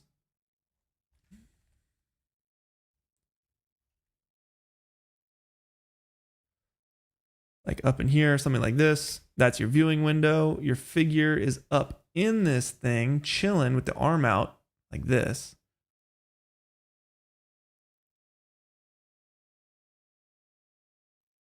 And the box itself would probably have some thickness to it.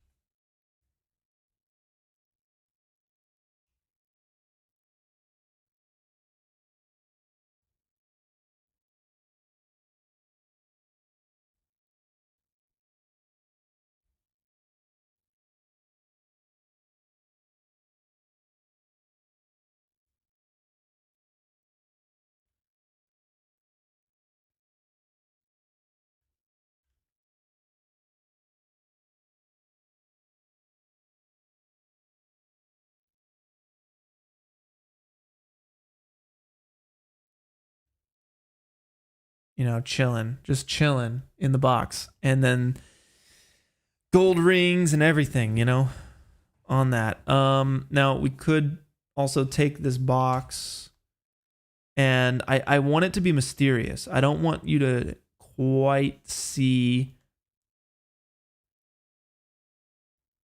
like it's going to be something like that. Yeah, something like this.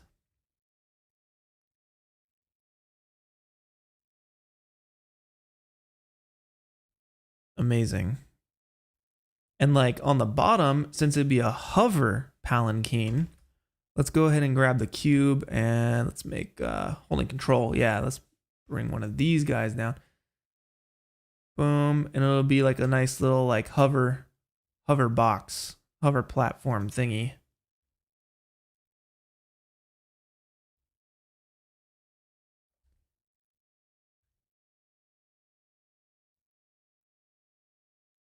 Something like that.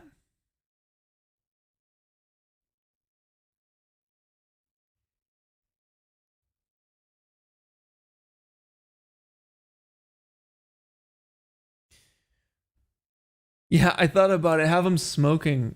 I think if it was a cyborg, cyborgs are a mixture between a human and a robot, right? So if it was a cyborg, it would make sense if it was smoking. So you have like, you'd have like a cigarette basically between its fingers, and then it like would go for a puff, and then you would see a silhouette of a human face inside. I think that would be cool, but I do want it to be a full-on robot inside, so I probably won't have it be smoking. But I definitely did think about that.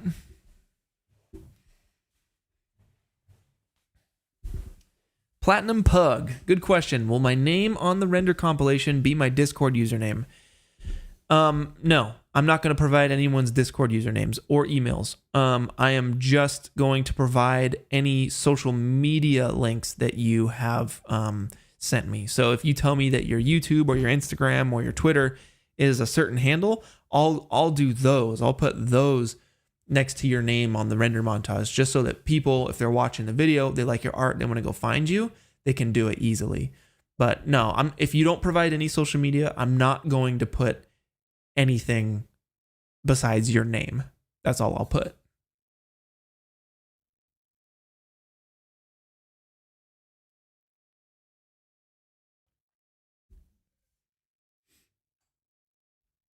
Ooh, the idea of it charging. That's interesting. Maybe there's a battery pack on the back.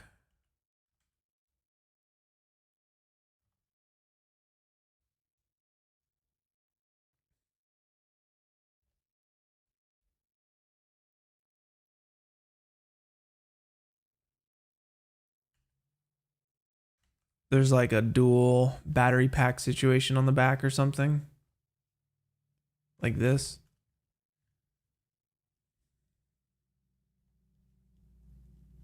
I feel like you wouldn't see those though. If it's going to be attached to the main character though, it would need some sort of like,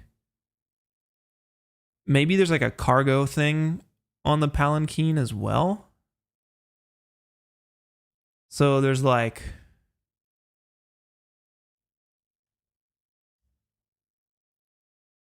kind of little cargo pieces or something here, but I don't want it to be, I want it to look as royal as possible and want to prevent as much, like you want it to look as nice as possible. If you're rolling up into town on one of these, you're going to want to roll up in style and you don't want to have dirty bags on it. So I don't know. I could mess with it and it'll probably take a while to get the vibe. A rusted Tesla supercharger. That's interesting. That's very interesting. Yeah, and then maybe like attached to a little like pulling handle or something here. Because there'd be one there and there'd be one on the back as well, maybe. Or like a cage for that. You could put, if we hold control and rotate, you can make a new one.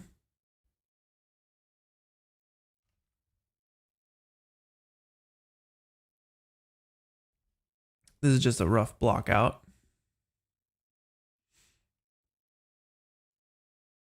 And the character would essentially be pulling from like straps or something attached to this bit.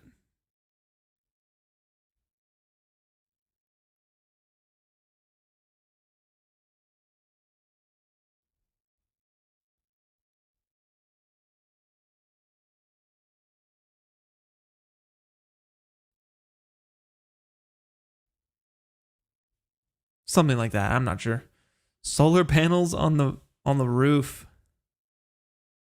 That's not a bad idea.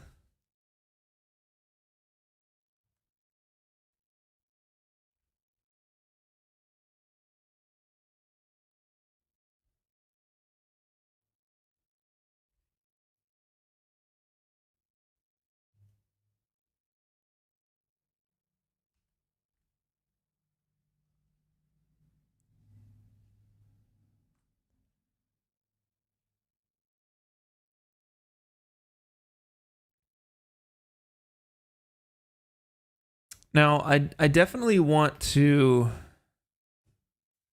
make sure I'm going between style-wise. It'll be a blend between like, I don't want it to be super done up and crazy. I want it to be elegant and simple.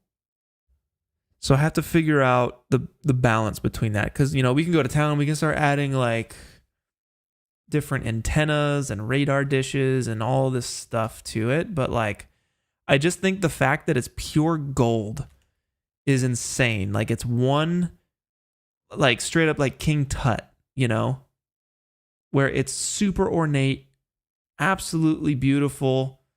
The resources spent to make this were just insane. with a slight sci-fi touch. That's what I want. So I think right now with the battery packs and the solar panels and the antennas and the hover box, it's just like too much sci-fi.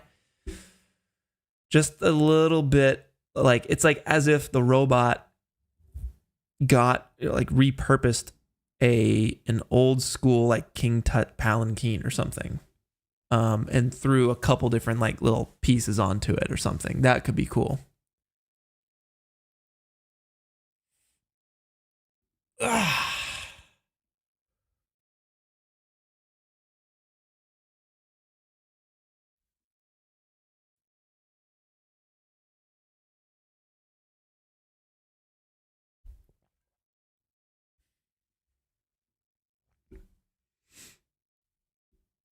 Bride Palki.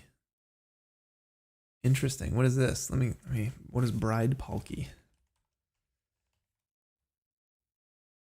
Whoa. That's pretty intense. Can you imagine rolling up like this? That'd be super serious. I wonder if they had let's see, King Tut palanquin. Did he have one? I guess he kind of did. Oh, it was a chair. He'd roll up in his chair. That's intense. Look at that, just pure gold. That's insane. And then there's like the Japanese palanquins.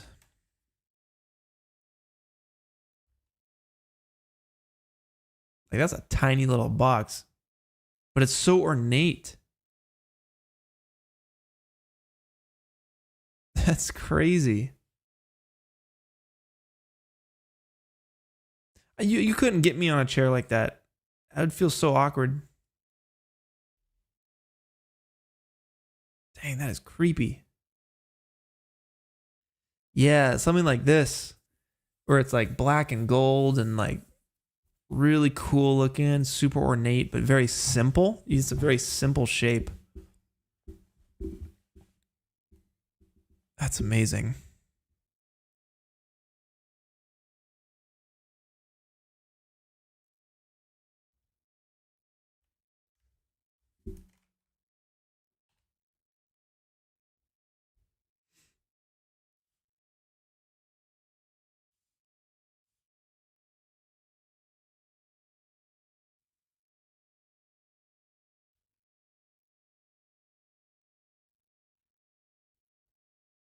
So yeah, I'll probably get rid of these. Probably get rid of that.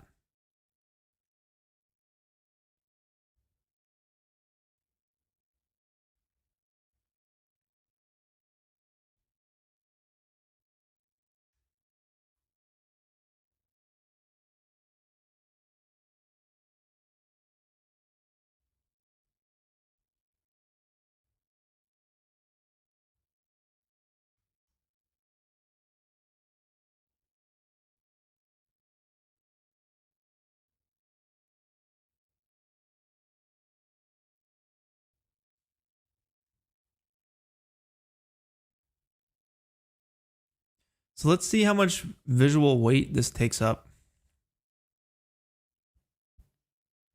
So if I were to copy this over and bring it into our scene,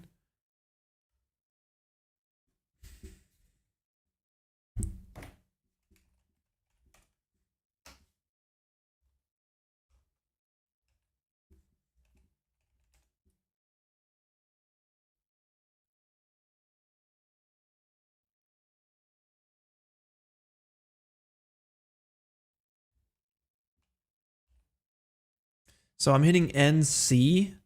Basically, the key binding N will allow you to change your shading method. So I like to switch between NA, which is lit without the wireframe. NB is with the wireframe.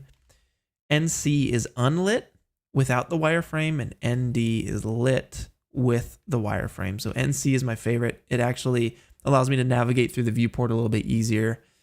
And You guys can see that my textures are off too. So that's NQ. If you look all the way down at the bottom, it's a tiny little window, but NQ for materials. And I'll turn those off. But let's paste in this palanquin and see what it looks like. If we bring our character in, let's see how this goes down.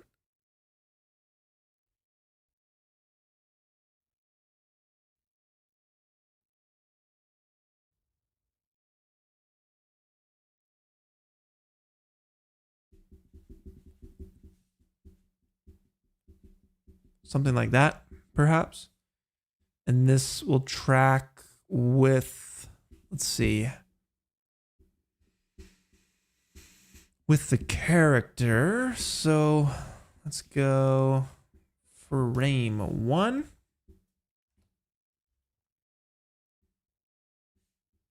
Boom.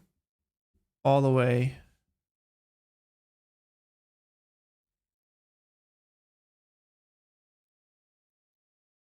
to about there, I would assume.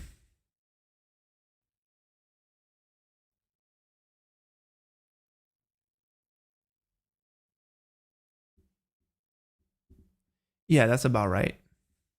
So if I hide my character, because, you know, something like that.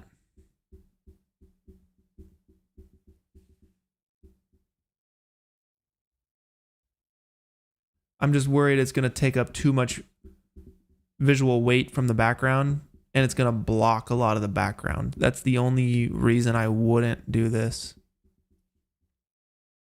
So let's go ahead and render this. It's going to take a minute. And while it renders, I will answer some of y'all's questions.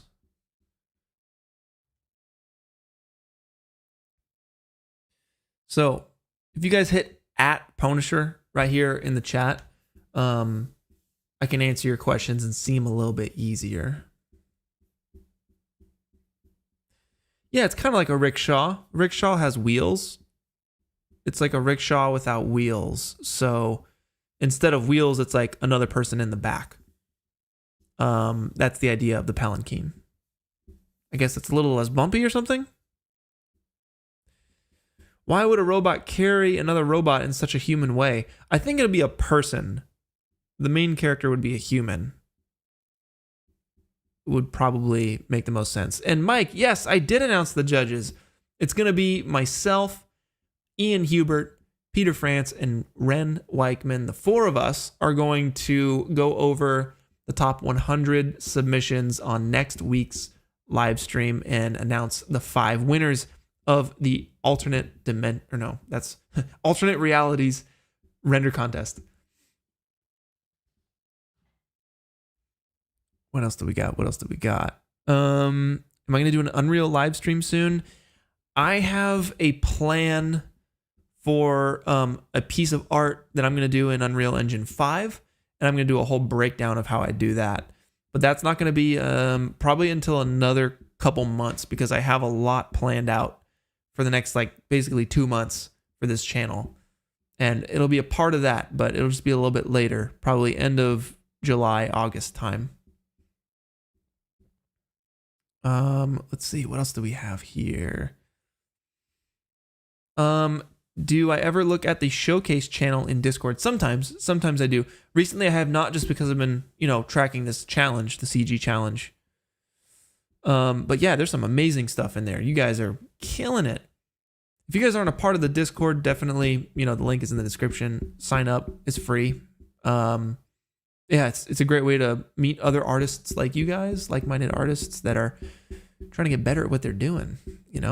Very supportive group of people you guys are. Very kind, very helpful.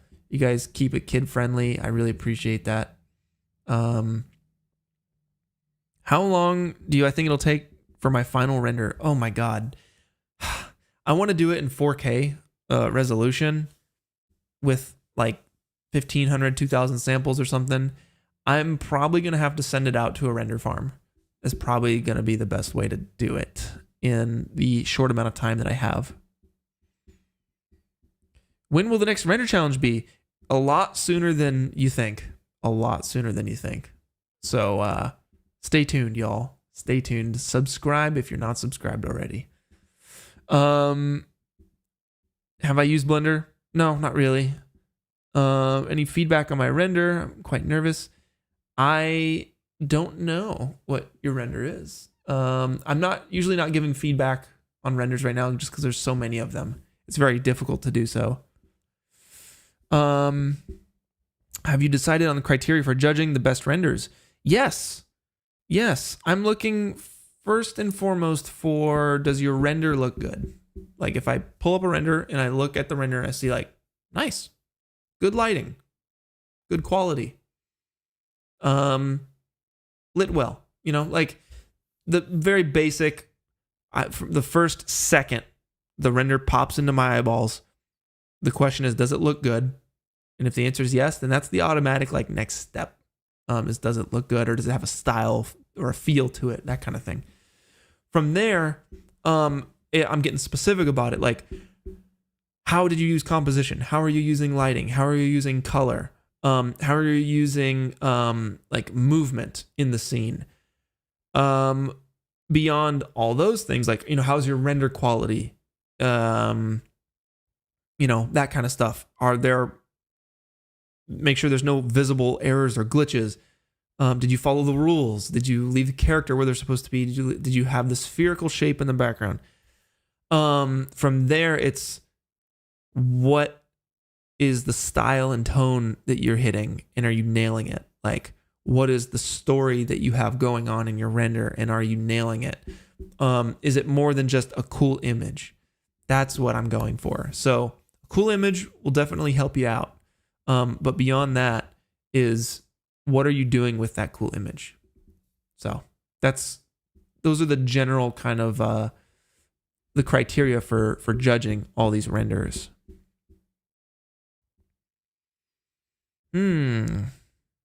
Did I choose the judges? Yeah, I asked Ian, Peter, and Ren. They were my first choices, and they said yes. So I was very happy that they all said yeah. Can you modify the sphere? Yeah, I mean, you guys can see that my render is, I have a spherical silhouette going. I need to adjust it a little bit to have it be a bit more spherical on the left side.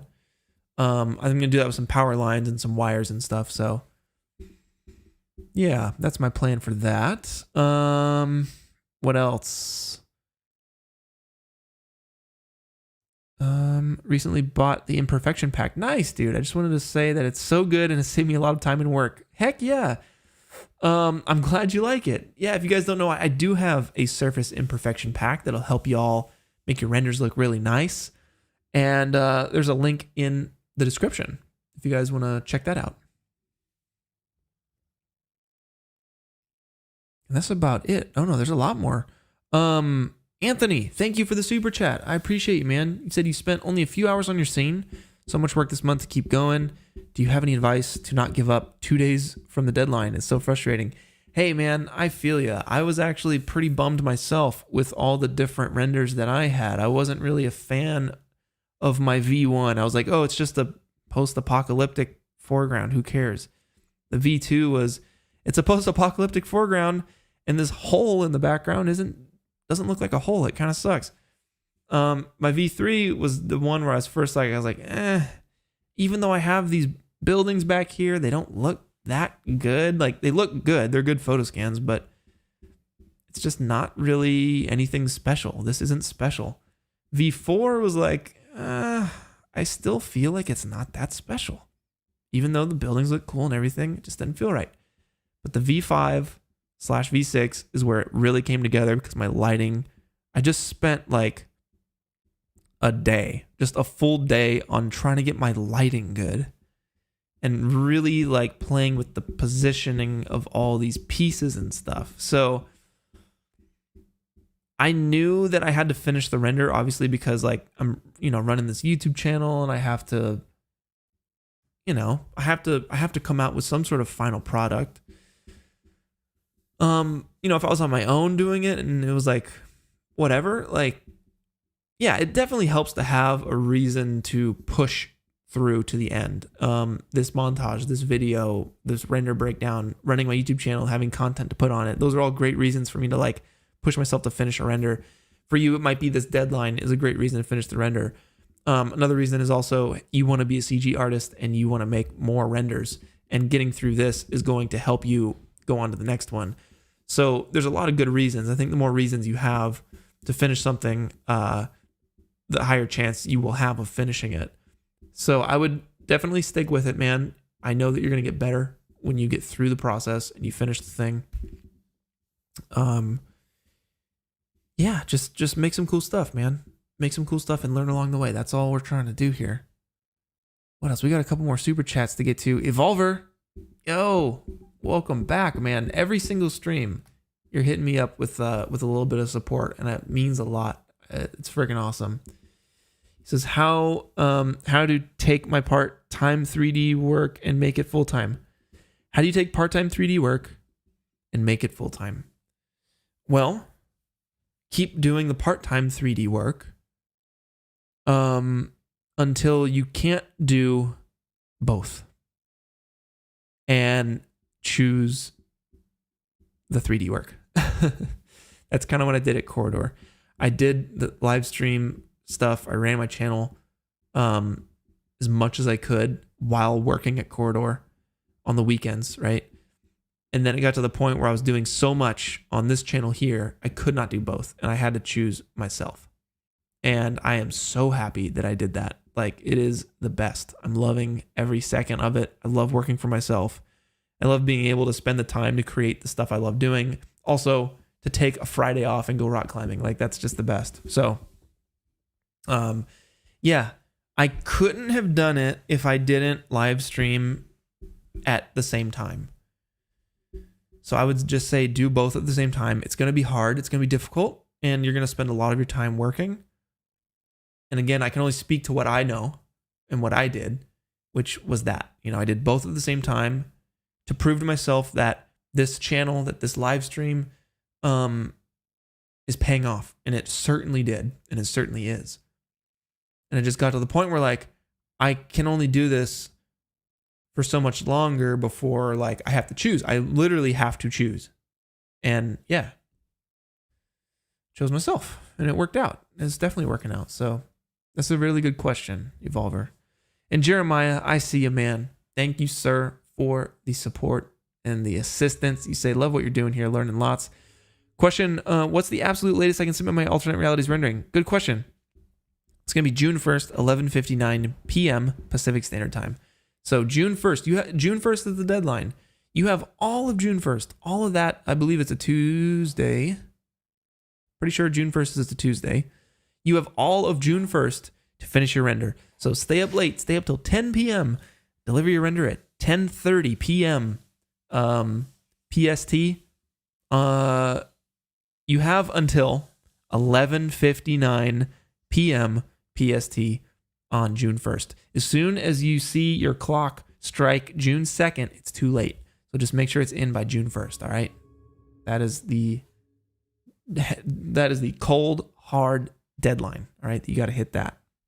I hope that helps you. Jacob Dalton, yo, what's up? Good to see you, man. Freaking Video Copilot, Rocket League extraordinaire. Thank you for the super chat, man. It means a lot. We're gonna get that Rocket League soon. I was just it's been busy working on these renders. And Evolver, thanks again, man. Very kind of you. That's 2 for 1. That's an all-time record. But sweet, dude. Yeah, absolutely. Let's get back to it, guys. I'm glad I chose my channel too. Yeah, I'm glad I chose the channel as well. All right.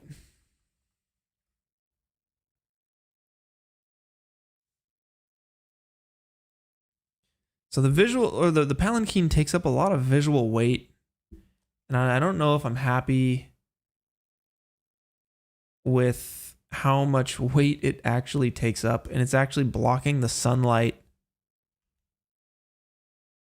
from the foreground, and it'll probably be blocking the sunlight from the character itself.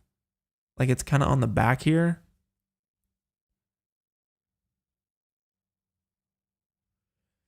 So I don't know. Part of me is like torn with that. You know, I could just be a traveler going through this area.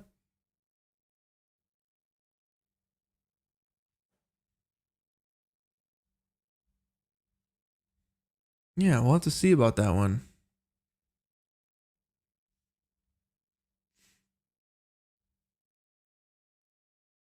I might be able to cheat it and offset them just a little bit. That's a nice little cheat. So you would take it and push it a little closer to camera to let some of that sunlight hit the character a little bit more. Since the characters are so stacked up against each other, can't really tell that it's just off center a little bit. So I might do that.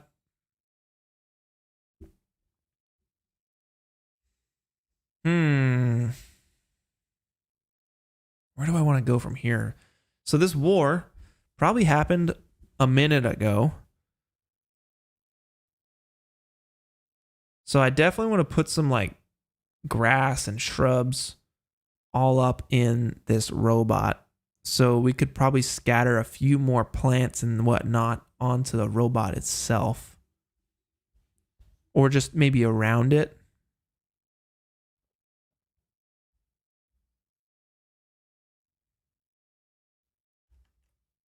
But I guess the question would be why would there be larger grass on the robot versus in the corners of this thing? So maybe there's just like a few different pieces of grass and maybe there's some ivy going up the walls.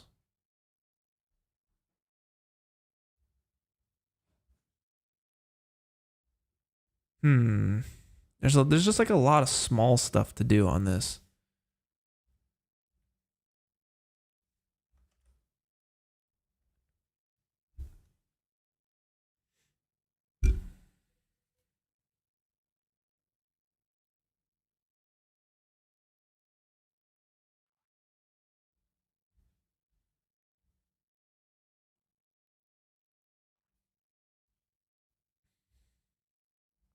I set off your Alexa. Oh no. Did everyone's Alexa just go off when I said that?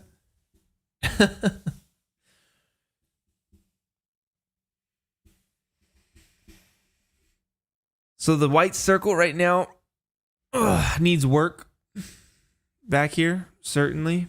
Maybe I'll do a little bit of that. And it could just be me taking off this little piece here. Let's go into this guy.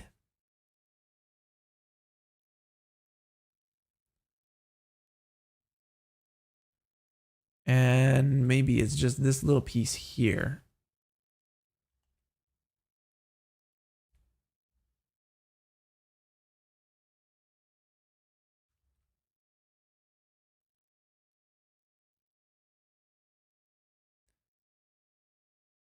That's locked up. Why is that locked up?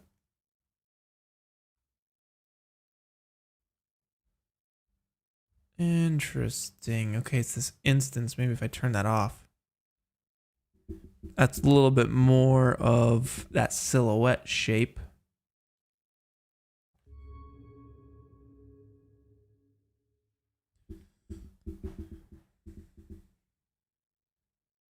Anthony, thank you, sir, for the super chat. What do you think about the render team system with Otoy and Render Token? Have you tried it? I have not tried it, but that's probably what I'd use. If I'm going to do a little render farm situation, I'm probably going to do, the Otoy render farm thing. Seems pretty sweet. And it seems a little confusing, but I know Andre Lebrov has a tutorial on how to do that.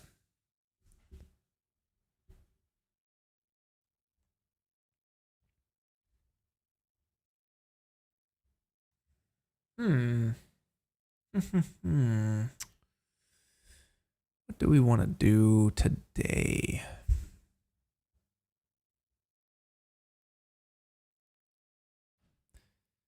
Have 1 gig left. 1 gig of VRAM left. So I should probably use what we already have down here as far as foliage goes. I don't want to use anything else. I'll probably get rid of some of this stuff here that I'm not using. I don't... Let's see.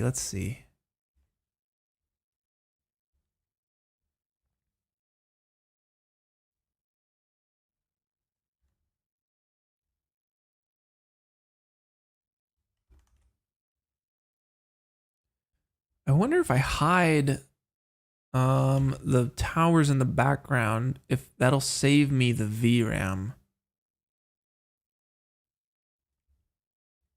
So these guys back here, skyscraper.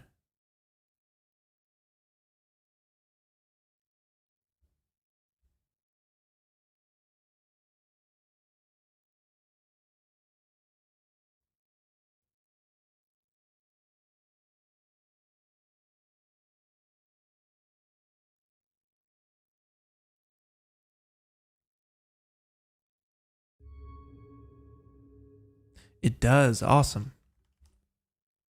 Sweet. So that's the background. So maybe we can turn these off just for the time being. And I'll put those in their own folder.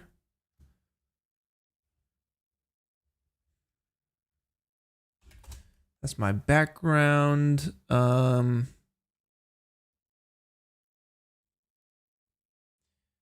Background buildings.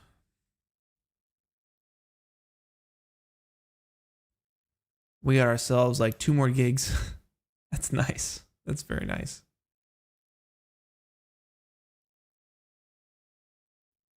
Awesome. Yo, Evolver, thanks again for the super chat. You say render is the cheapest. You've done it hundreds. You've done hundreds with render. I'm gonna have to hit you up about that because I think that's what I need to do for this one here. Absolutely. Okay. So let me open up. I'm kind of all over the place today, huh? Let's do VFX materials, 3D models, CG Trader, antennas, cranes, electric towers, industrial tanks. Okay, let's open up electric towers and get these guys up in the scene because I would like to do a little bit of electrical tower action going off into the background.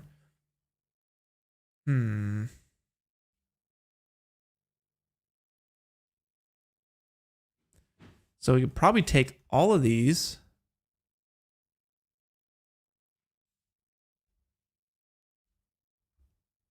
and we can shift drag them into the scene.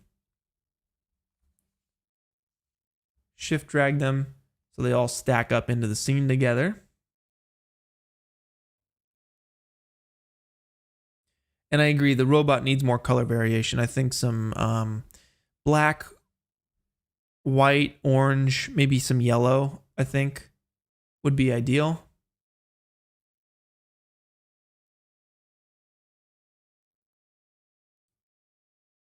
I have to do this every time? Dang.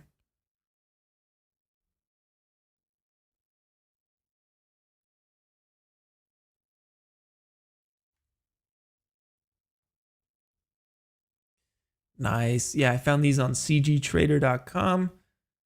Bunch of awesome electrical towers. Totally worth it. Freaking love this kind of stuff. It's so cheap too. I think it was like $10 or something for all of these.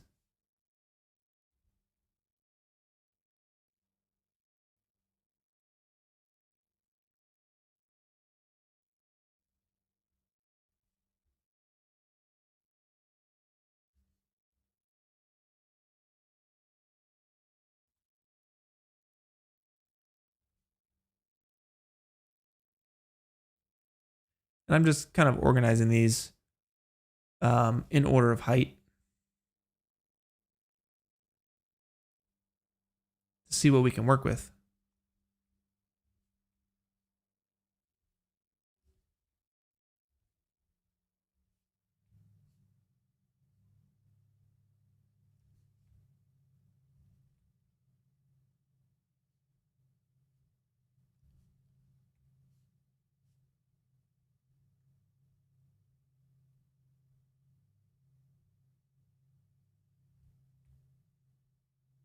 Awesome.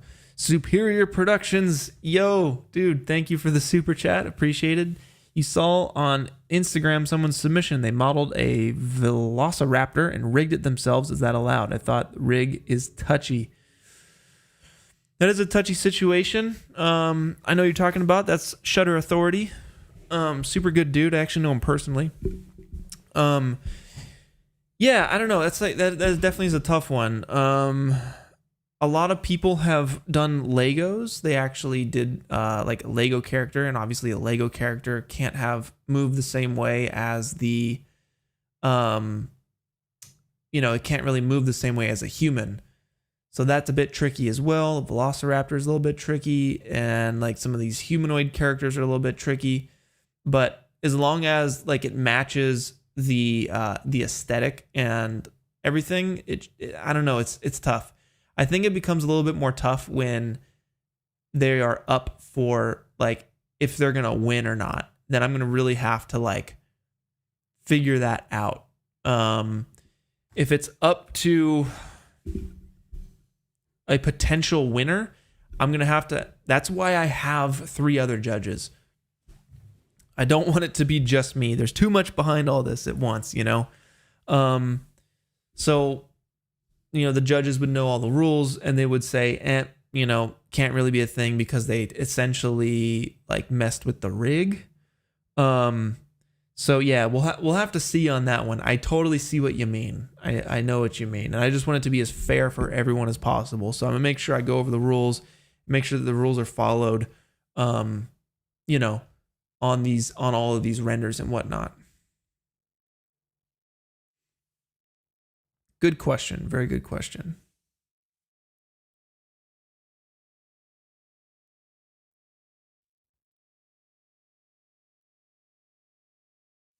Palanquin, get out of here.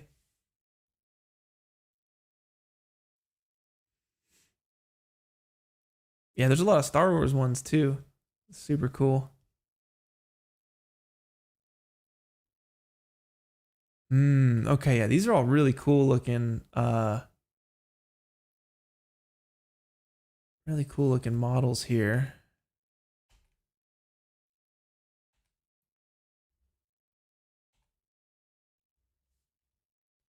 Maybe I'll grab this one. The tallest one could be sweet.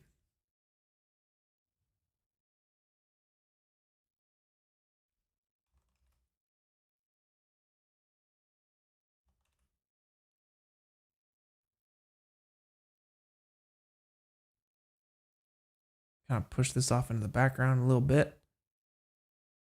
I'll give it a black texture so I can see it.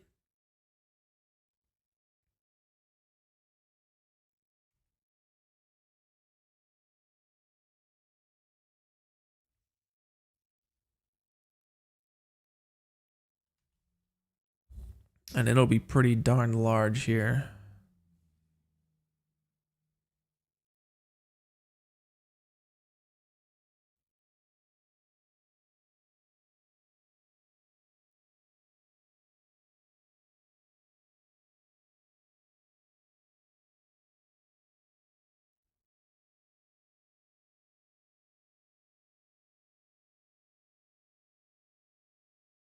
So the idea with this is that I'll have some ropes and stuff leading off into the background to accentuate that spherical kind of a look. Like maybe we'll have something like back here.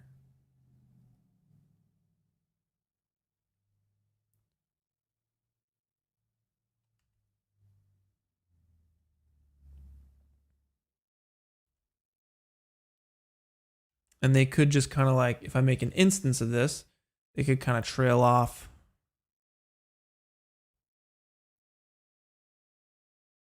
into the background.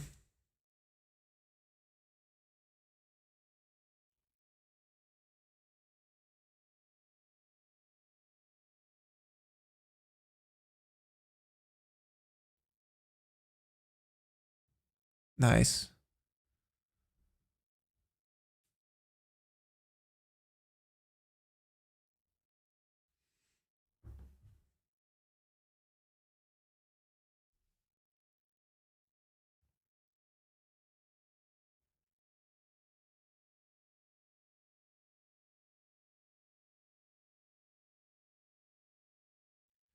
So if we get essentially a spline going from like the top of this guy to the corner of this building, then we can potentially have a situation where we have a nice line drawn here. If we need it though, I think like I gotta be very sparing with it. Definitely. Undead Hobo. Yo, what's up, dude? Thank you for the super chat. He says, quick question. Is it within the rules if the sphere shape is outlined by a combination of foreground and midground elements? Yeah, absolutely. That's kind of what I'm doing. That's literally exactly what I'm doing. A lot of people have made the sphere out of negative space, and that's what you're seeing me do. I'm making the spherical shape out of negative space. It's just a more creative way to do it, or just a different way, plain and simple, just a different way to do it. So yeah, that's what I'm doing. Puffy, dude, your render was so good. I think you had the Titanfall one. Was that, am I correct on that? You had the Titanfall render? Holy crap, man, that was incredible. Oh boy. Yeah, that was a good one. I think it's on Twitter. If you guys look on my Twitter, you can see it there. It's really nice.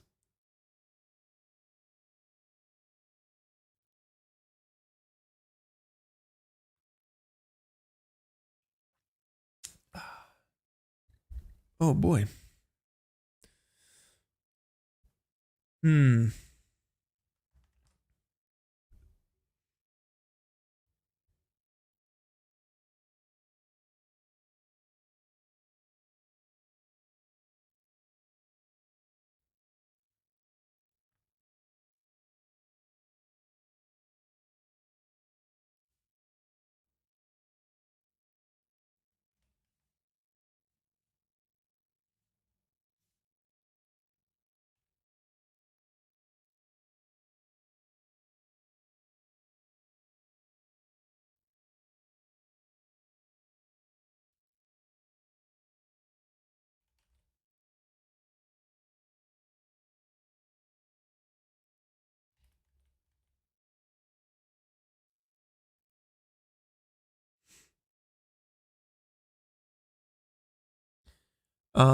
Will the other judges make a render for the montage too?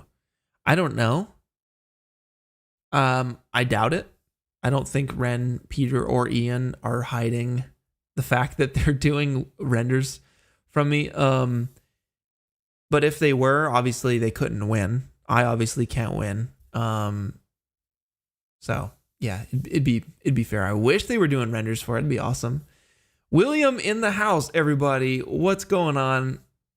William, good to see you, dude. He says, hey everyone, just joined. Starting to look really nice. Yeah, dude, I think so. It's basically at this point here. I still have work to do. Definitely still have some work to do. Obviously, it's missing the character, but I'm really happy with my environment. The robot needs, it just has a base coat on it. It needs like more scratches. It needs grunge. It needs different colors, probably some orange, maybe some yellow, black or white. Needs some birds on it. It needs some grass growing on it. The little bridge needs work here in the foreground. That needs a little bit more structure. Need to break it up a little bit. I need to adjust the sphere size in the background and make sure that that is like feeling right.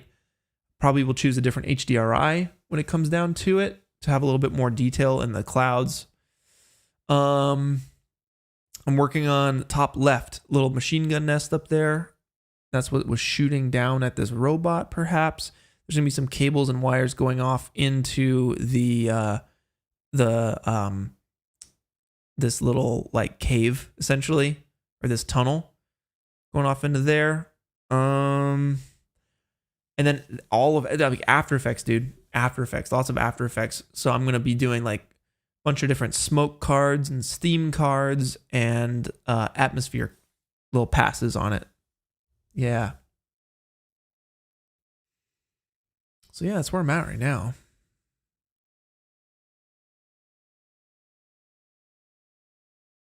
It looks like you guys have some other questions too.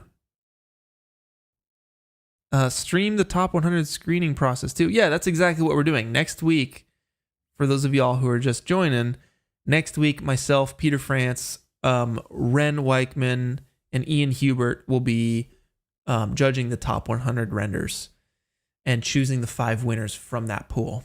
That'll be next Saturday. It's going to be a big stream. It's going to be a big one. Yeah, we might break stream records, you know? And Evolver, I know, dude. How am I going to do all this with a gigabyte of VRAM left? I'm probably going to have to separate my foreground and background elements. I think that's the only way to do it. I don't think there's any other way. So I'll probably focus here if I were to, let's see here. Geometry, let's go down to my background buildings. So I'd probably hide those to get some VRAM back. And this building right here, I would hide this guy as well. So this would be my midground. Let's put that guy into the midground. I'd probably hide that. And the render looks very different. Very, very different. I'm wondering if there's a way. So I have 7 gigabytes now. I'm wondering if there's a way where I can just like hide these from, I don't know, still have their, let's see.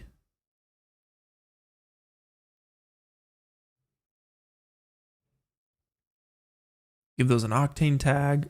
Visibility set to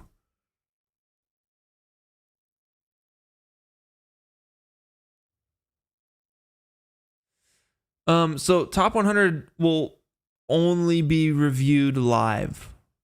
Yes, because there's too many, guys. We'd have to go through like 1,000 renders. That's literally impossible to do on a live stream. It's going to take so long. It's going to take me the entire week to go through all these renders. There's just too many of them. You know, that's just unfortunately the way it is. Myself, Ian, Ren, and Peter are going to go through them all this week, and we're going to choose the top 5. And then on Saturday, we're going to take the top 100 and go through.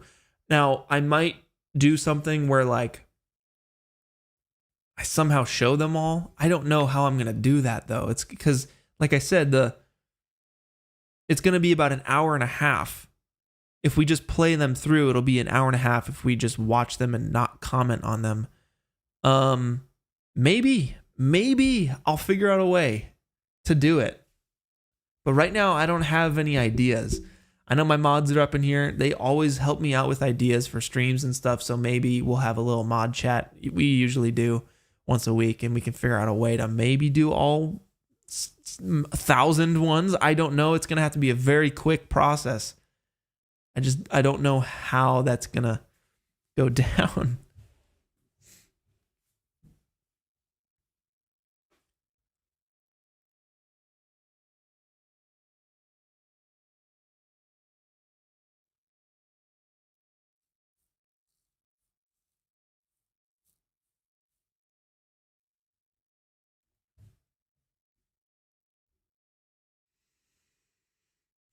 Okay.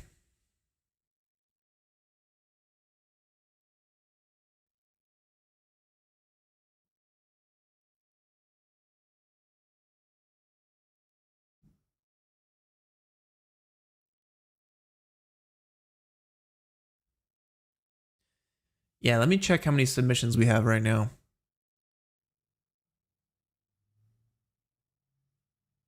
We are at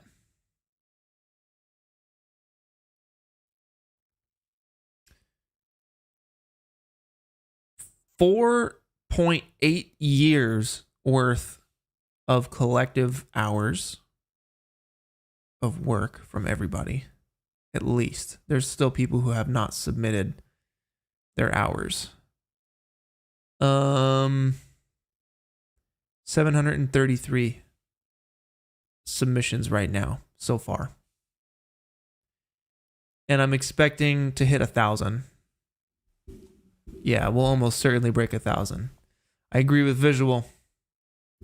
What are my thoughts on Ian's Dynamo? My God, that's one of the greatest, if not, no, I'm just going to say it. It is the greatest piece of short film art on YouTube. And freaking unbelievable. The visuals are incredible. If you guys don't know what I'm talking about, just look up Ian Hubert Dynamo. It's a 20-minute thing he just released. And it is insane. It's absolutely ridiculous. So much work went into that. It was 3 years worth of work. He is the best world builder I know. Yeah, it's crazy. It is absolutely insane. It kind of reminds me of a Wong Kar-wai movie. If you guys know Wong Kar-wai, he's a Chinese director. And his movies are very like, the pacing is very slow and it's all about the vibe. And that's like Ian, but he's the like VFX version of Wong Kar-wai. It's insane. And yeah, guys, visuals, right? You can still submit your hours if you already submitted but didn't type that in. Just go back and review the submission form. You can change and alter some of the answers being the hours that you put in.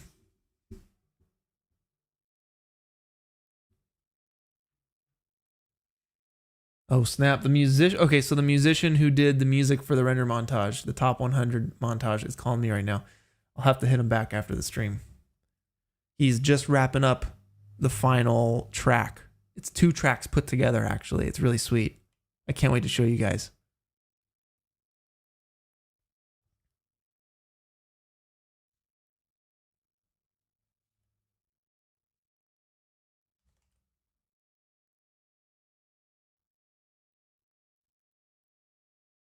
All right, the main drain. Floor and the wall, but I got all the scatter stuff going on. Corner, shrub, scatter. Let's get a little render region going on here.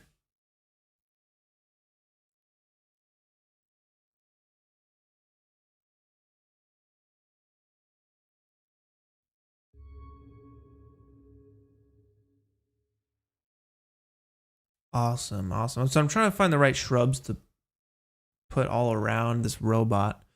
Max at TV, hey man, thank you for the super chat. Really nice of you.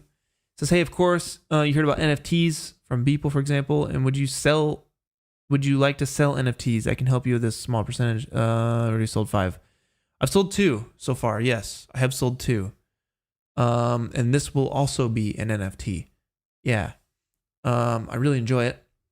I think it's super cool, and it's a really nice way. It was never part of the plan when I left Corridor, but boy, has it helped me stay afloat. Yeah, certainly has helped me stay afloat and given me the opportunity to go off and create this art full time. So I think it's really cool, and it's only going to get cooler. But thank you for the support. I appreciate you.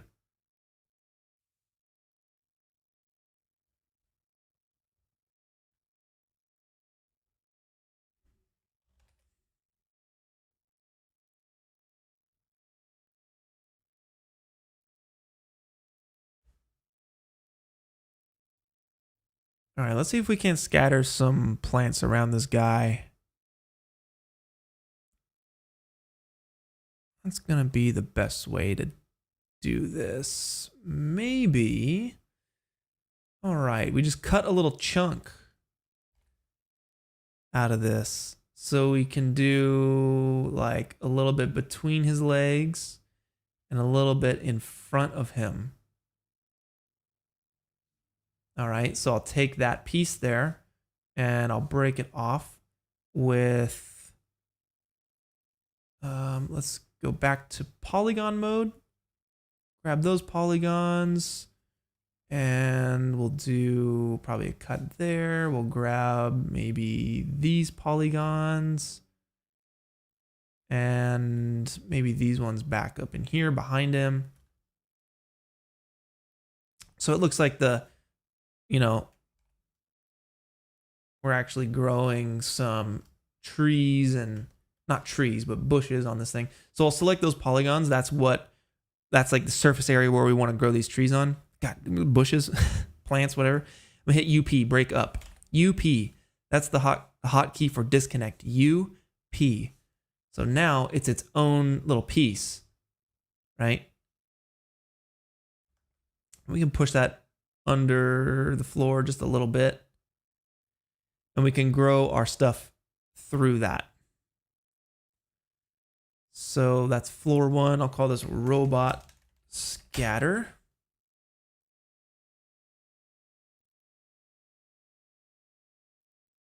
And we want to, let's see, how are we going to do this? Let's go with the corner scatter. I'll duplicate the corner scatter.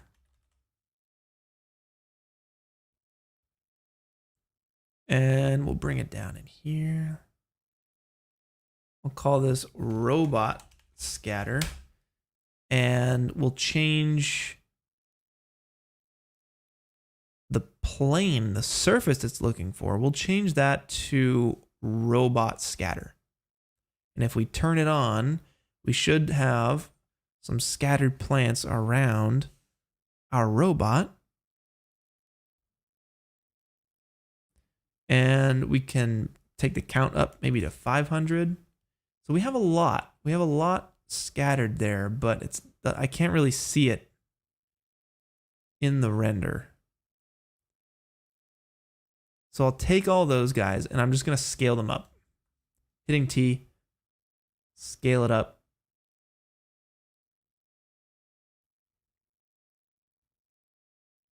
And we have a little bit more shrubbery around our robot.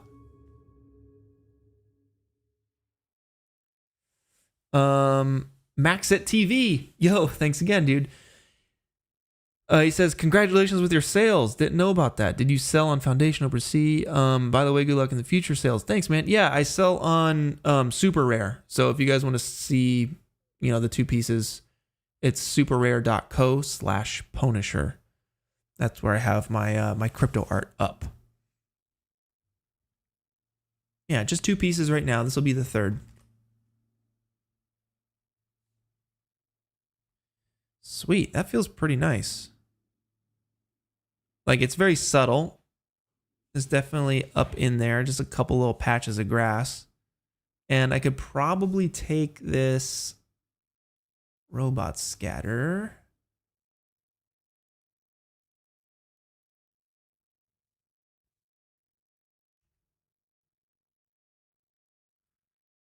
And maybe pull this out just a little bit.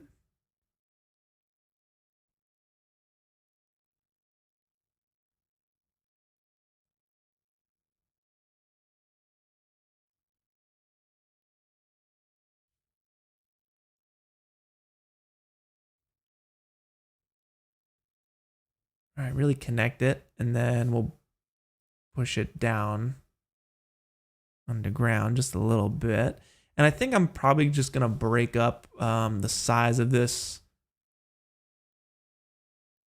So we'll go to the robot scatter. And for scale, let's see, how was I doing it with the... yes, okay, so I'm using a noise shader, so I'll copy this.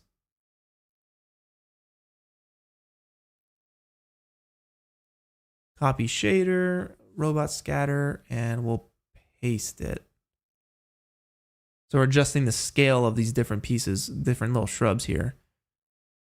And you can see that some are small, some are big. And if we adjust the contrast, it'll adjust all that stuff too. And that's just a way to get a little bit more of a random dispersion, not as much,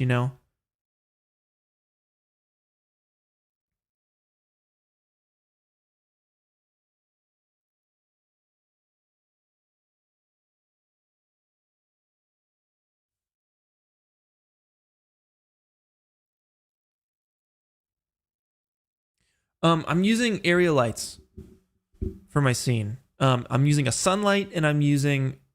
Actually, here, that's a good question. The main light in my scene is a sunlight.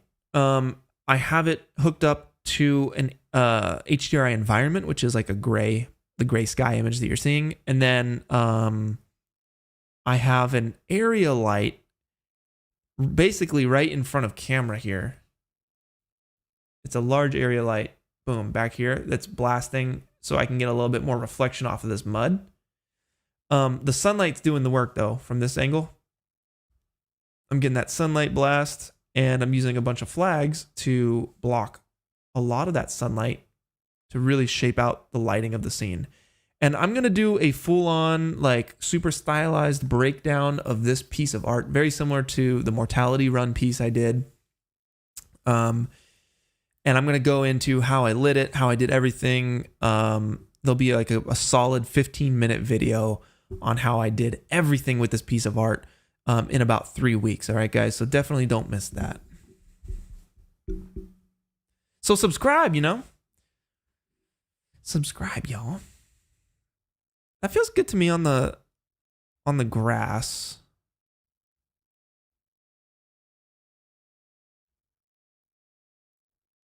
Now, if we brought out, let's see, if we brought out the robot scatter and we move this over just a little bit like this, maybe there's a bit more grass in the scene.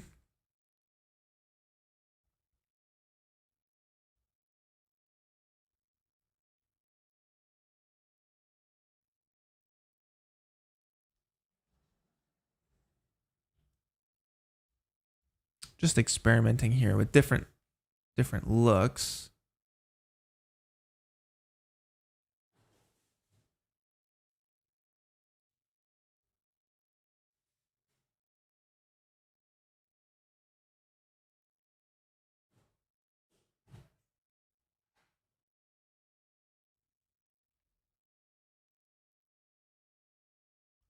Evolver, dude, are you serious? If I sign the 6K, you'll send the 8K?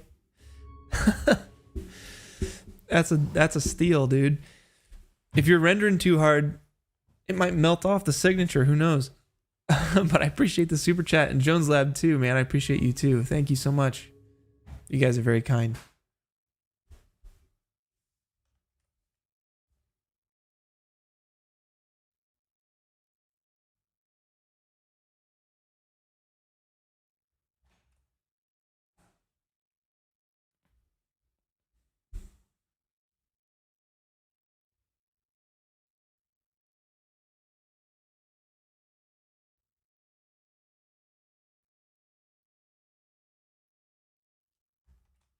So I know I need to texture up this robot a little bit more. So maybe that's how we'll end the stream, is I'll go in and I'll texture up this robot. I'll show you guys my process just a little bit here. So let me try and open that up. Let's go Mech Walker, give it a render. Hit it with some sunlight.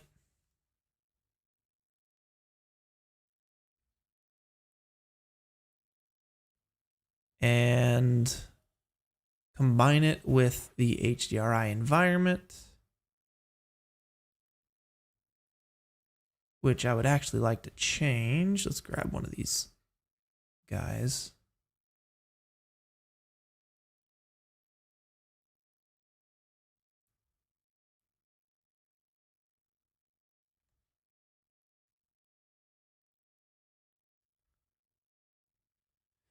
So yeah, we got a blue robot, and I went into a lot of this during my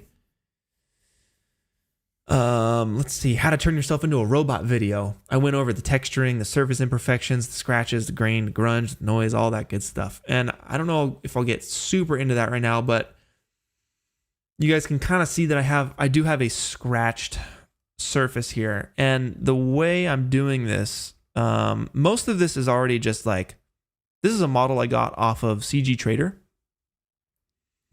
And it came with the textures, but I'm doing a little extra thing here where I am using a mixed texture between a chrome texture. Let's actually give that a little bit of roughness. And the robot texture itself. And I'm breaking that up with the specular texture it came with to give me a little bit more scratched edges there, just to spice those up a little bit more. Now what I want to do is actually give this robot different colors throughout his body. So if we do, we do a blue version, we can do a green version maybe, Or no, let's not do a green version. Let's do a yellow version. So if I were to drop this mixed texture, I'll make a new mixed texture. And let's do here a hue. Change the hue to a yellow. It's a greenish. Saturation. I like to usually max out my saturation so I can actually see the color I'm messing with.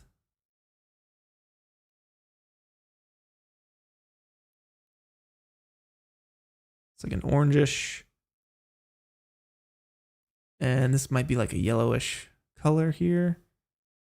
It feels good to me.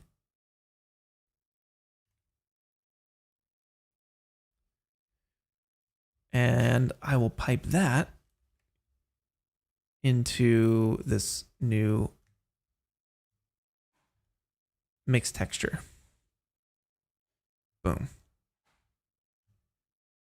And we could just get rid of that. So now we have this new mixed texture. And if for whatever reason your Octane textures aren't updating, my face is blocking it right now down here. But if you double click this little preview window, it'll update it down below. It's a little Octane bug.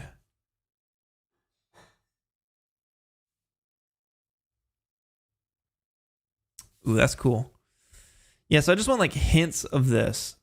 It'd be mostly blue. Oh, what the heck?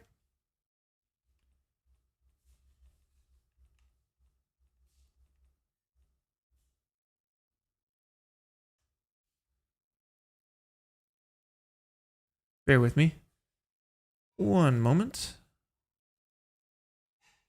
While I get this texture back. There we go.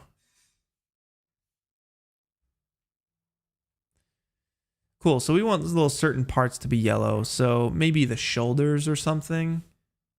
Let's go into unlit mode. So ND, I believe, NC. Why is this all black? I think it's probably because of the noise tag. Or the normal tag. So if you select that and hit UW, it'll select the entire piece. So this is one piece. You guys can see here, it's one giant mesh. And the best way to select the entire piece is to select one piece from it. This is the best way I know. I used to do UI, which is grow selection, and I just mashed this a bunch. But I found out you can actually hit UW, and that will select the entire thing. So UW, that's going to be select connected is the command, is select connected, UW. There might be an option to select just an entire piece with one click. I don't know of it, but boom, select connected, and then you can start dropping on your pieces. So technically, since I'm only looking at it from this one side, we only really need to texture up this one side. So I'll probably do a black version, and I'll do a chromed out version. So like the gun itself maybe will be like a gunmetal. We could do like a darker version of this chrome. So we can come into, let's go basic. We'll change it to a universal material. We'll give it some metallic properties. Yeah. Let's see. I want it to be a darker chrome, essentially. Maybe we go back to glossy. The index we take pretty far up. Diffuse comes down to 0, so it's black. And the more we bring the index down, the darker that gets. And we can bring the roughness way up. And the index down a little bit more. And like this is kind of like your gunmetal texture here, which you can just select. Oh, UF? Is that the one? UF. Fill selection? UW I like is better because you don't have to click. Or actually, wait. Oh, it's the whole thing. Yes, UF. That's a good one. I like that. So I'm going through and just selecting all these pieces. So that'll be like our gunmetal.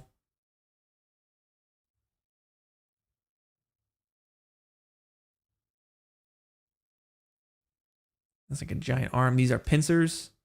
So these pincers can just be like titanium pincers. And I'll go through this and just kind of give it a little bit more. I'm just like randomly deciding what color these should be. So if these are like chromed out,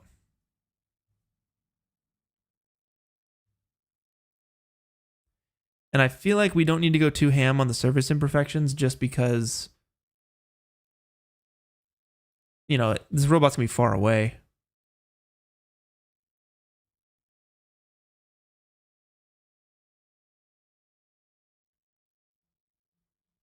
Maybe these guys can be chromed out.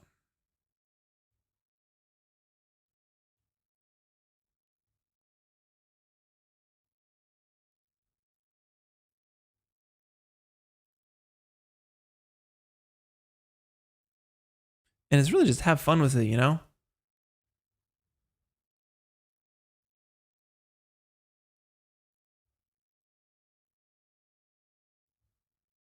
Maybe the head could be white.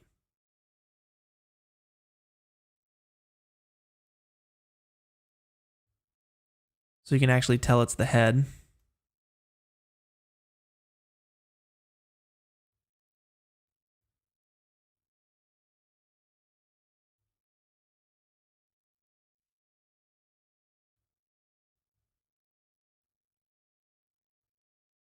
And instead of yellow, maybe we go for like an orange or something.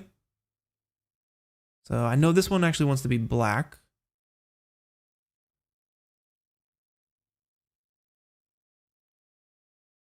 So I'll take the saturation down to 0, brightness to 1.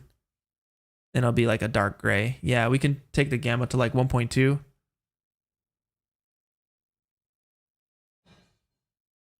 Yeah, to darken it up a little bit, we'll copy that mix material and replace it with the new one here.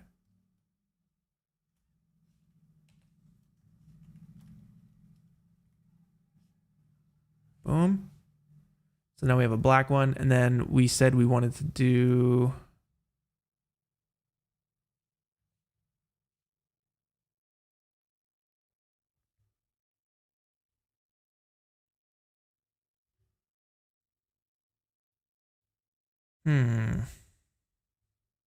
why don't I go white?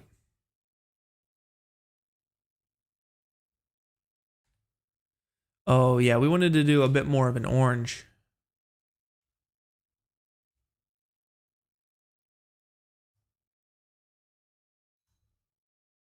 So if we do this here, let's go back to that hue and saturation.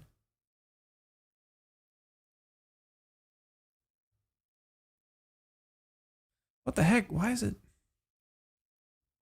doing this?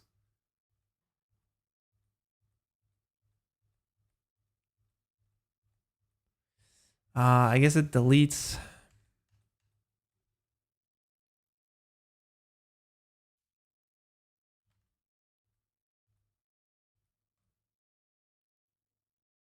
So strange.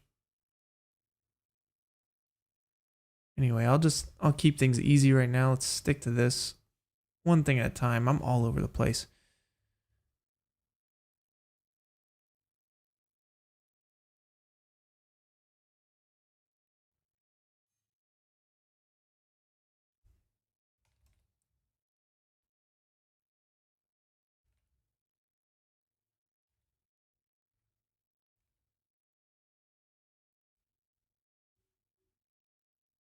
Yeah, I think that looks a little cooler.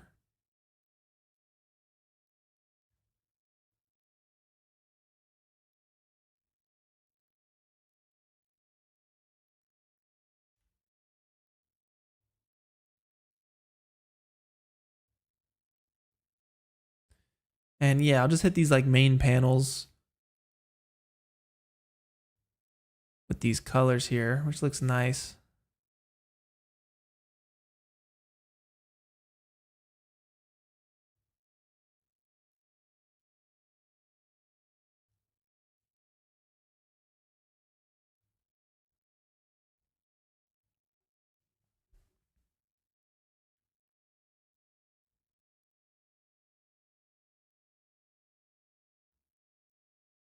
Maybe those are blue.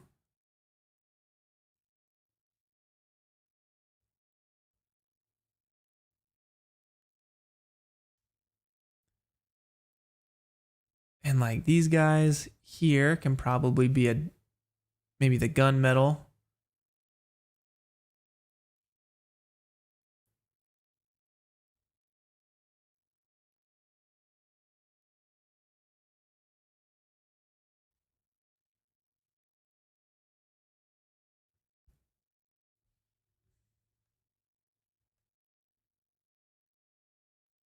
Maybe the head is gunmetal too. Kind of like that, a little bit nicer.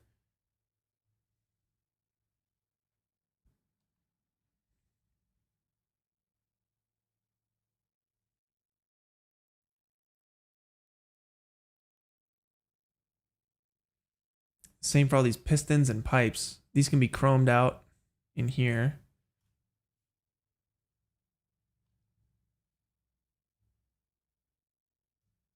And these guys, let's have that be orange. Kind of cool. This piece can probably be that darker color. So let me try this one more time. Let's bring this out. Bring out the mixed material. We'll darken this up. Saturation 0. Brightness 1. Gamma 1.2. Yes. And we'll apply that to this mixed material. I'm not going to delete it this time. I'm just going to replace it.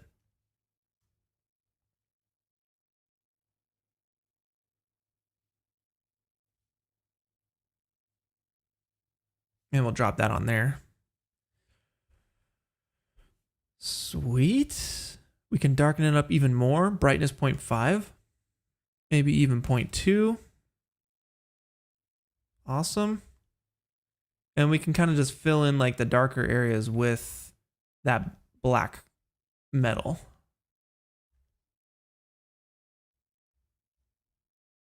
To essentially what you're doing is like just accenting certain pieces. So the more like core parts of the robot can be that dark metal color. And I'm really not worrying about the other side because I'm only seeing this robot from one side.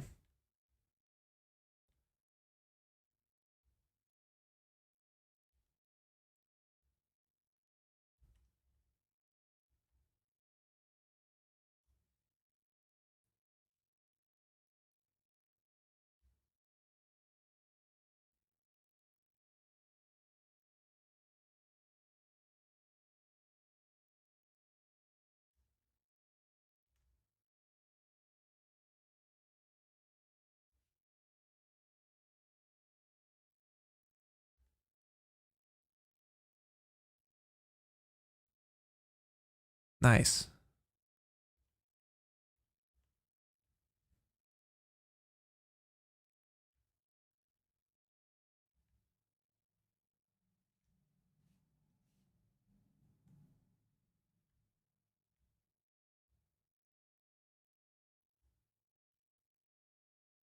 Ooh, the missile pods. That's super cool.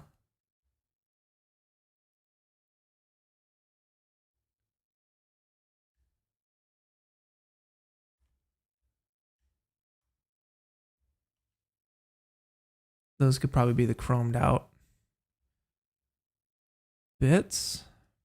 And this could literally be whatever color you want. Any style you choose. This little backpack jetpack situation could be mostly black.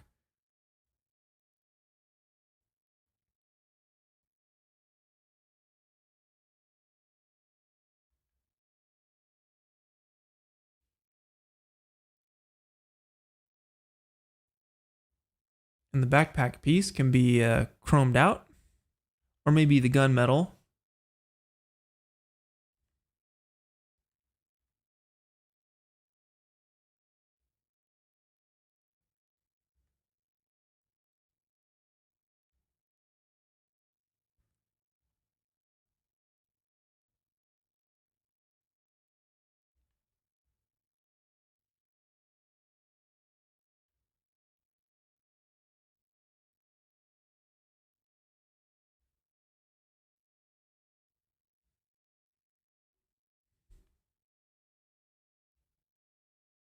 And the antennas for sure will be darker.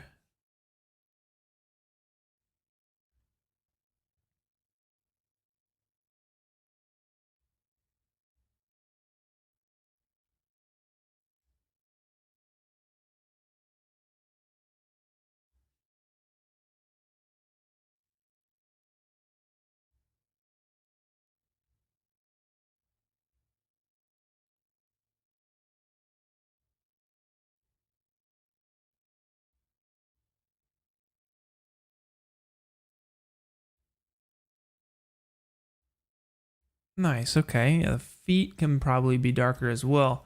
And yeah, this is just a process, you know? It's just the process.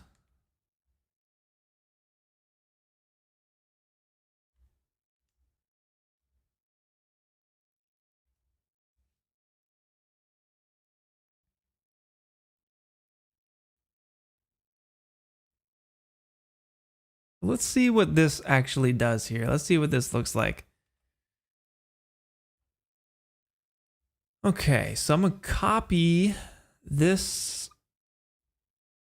Ooh, I actually wonder if I can just copy all of this stuff and paste it onto the existing robot to get the color. Let's see if that works.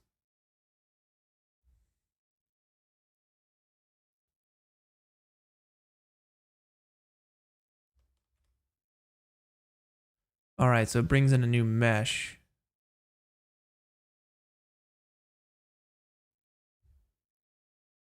And I'm wondering, let's see if I take all of this and drop it on to the existing one. If that will actually work. I hope so.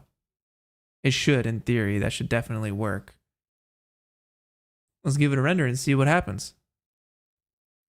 While that goes, I'll answer any questions you guys have. I think that's probably going to be it for me today.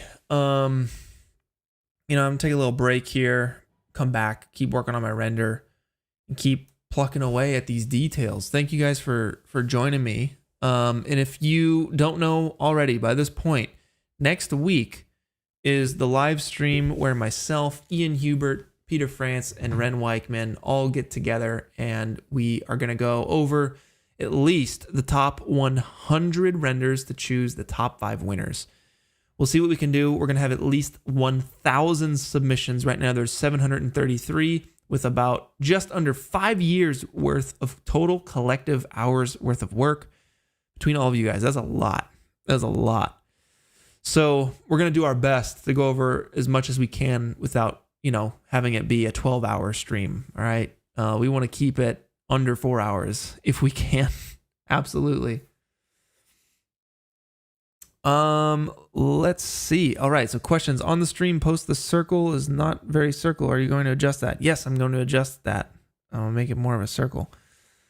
Did I model the robot? No, I got the robot from CG Trader. That is my favorite website for 3D models. CG Trader. The prices are actually very affordable. They're reasonable. Turbo Squid can get a little pricey, but you know, it's not that bad or it's not that unreasonable because I understand why you would want to charge a lot of money for all the hard work that you have put in. So yeah, that makes sense. I should learn Quixel Mixer. Really easy and really fast way to texture, and can literally drag in 2 Megascans textures and they will blend perfectly. I do need to learn Quixel Mixer.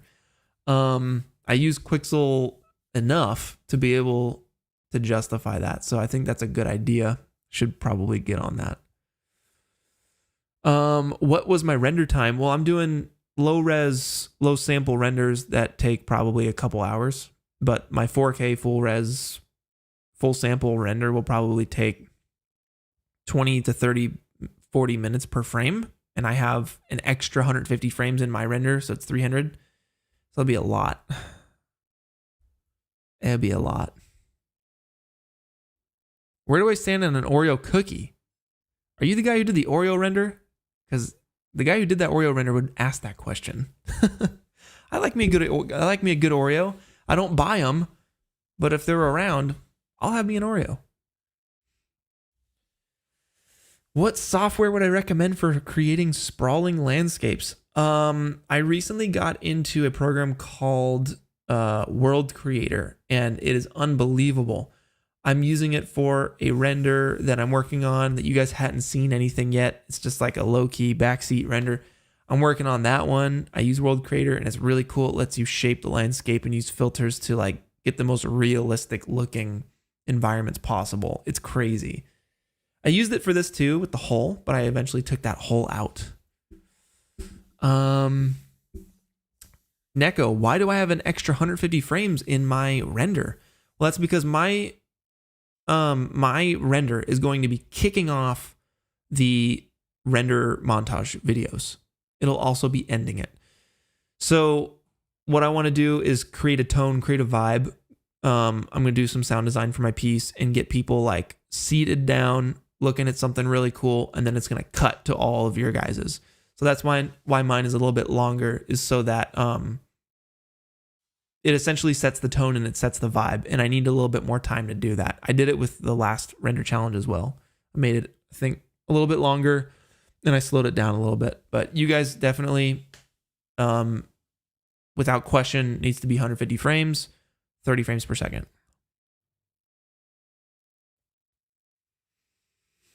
Do you think we can hit 1,000 submissions? I absolutely do think we can hit 1,000 submissions. Yeah. What else we got? What else we got, y'all? Any other questions?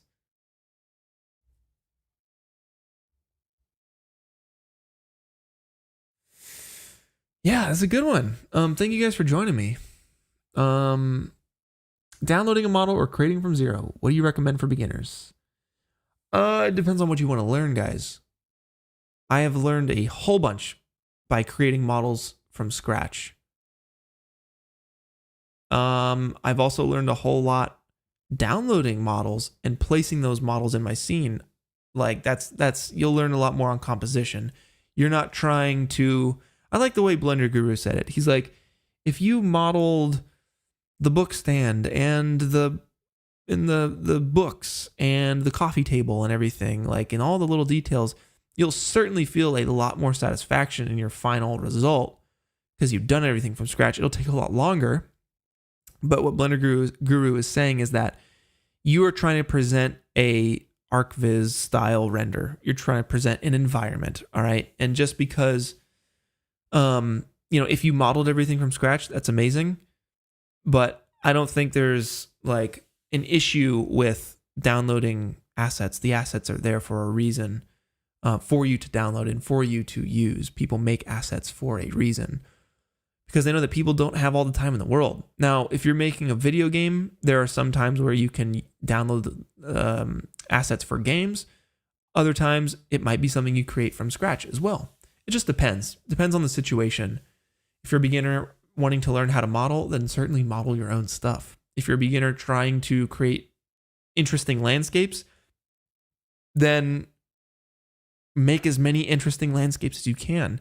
You want to iterate and you want to get through as many interesting landscapes as possible. You want to do it as many times as possible because you're going to learn through that experience. And if you're sitting here like doing one environment every year because you modeled everything, you're going to learn a whole lot. I promise you. But if you want to really make your education as potent as possible to specifically working on environments, then you need to just be creating environments constantly.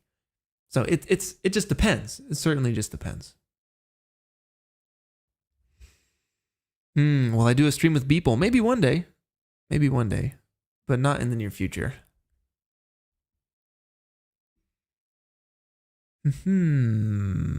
How many submissions were there last time? There were 125 submissions last time. This time, last I checked, like 20 minutes ago, there are 733. So there's going to be probably 1,000 submissions, and it's going to be awesome. The final montage video is going to be huge and probably an hour and a half long. Will everyone be included in that render montage? Yes. Everyone will be included in one giant hour and a half long render montage, but I'm also going to be doing a top 100 render montage as well. So there's just going to be both. So it just depends on how much time you have.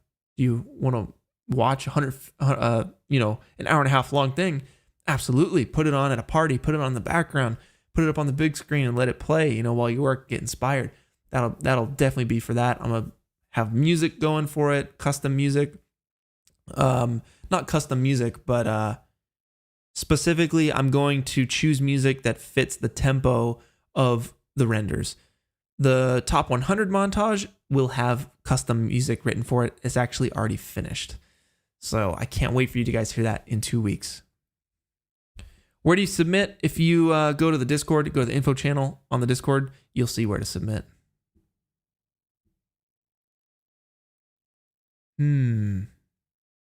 How do I select certain things as if it's a group of polys? You can select the polygon and hit UW, or you can hit UF and use that tool to select chunks, basically little parts. What's my dream project? What's my dream project? To work on something that I am extremely passionate about with my friends and family. That is the dream project. Whatever the story may be, as long as I'm super passionate about it, and my friends and family who are working on that with me together are super passionate about it, then it's going to be the best thing ever. I know that for a fact. Hassan, I'm not going to play music in the stream. I'm leaving that to you. You can play whatever music you want over top my voice right now. I think the vibe would get a little repetitive if I played music on the stream. But I have not, I've gotten that request a lot. Certainly. So guys, I appreciate you very much. Thanks for hanging out with me. If you guys want to get some internet security for yourself, check out NordVPN. They're down in the description. They helped me out on this stream today. Made this one possible. If you guys click that link down there, it's going to help me out. It's going to help me do more of these, and it's going to help me do this stuff full time. And that's why I left Corridor, is to do this stuff full time. So check them out, NordVPN. They're legit. You can change your server to Europe and watch all the Ghibli movies on Netflix. You can switch it to Japan to watch a bunch of cool anime on Netflix, and it's a good time. It's really cool. So check them out. Helps me out, guys. I appreciate you very much. You guys have a solid day. Have a good weekend. Be safe. To all my Indian audience, if you're still awake, I know it's late for you guys. Hope you guys are safe. Stay well. And same to you guys. Definitely stay safe. Enjoy the weekend. Enjoy the remaining days you guys have to get these renders in. I'm going to enjoy mine. I know that. It's going to be really cool. June 1st, 11:59 p.m. Pacific Standard Time is the deadline. As soon as the clock hits June 2nd, it's too late. All right, guys. Thank you so much. Next week is a super stream. Mark your calendars right now. Subscribe to this channel right now if you're not already. Ian Hubert, Peter France, Ren Weichman, and myself review your art live on the stream next Saturday. And we're going to choose the top 5 winners. We're going to win some insane prizes. We're going to go all over everything next Saturday, 10:45 a.m. PST. Same time, same place. You guys know how to do it. But thank you guys. Thank you all. I appreciate you guys. And have a good one. Good luck, guys. Peace.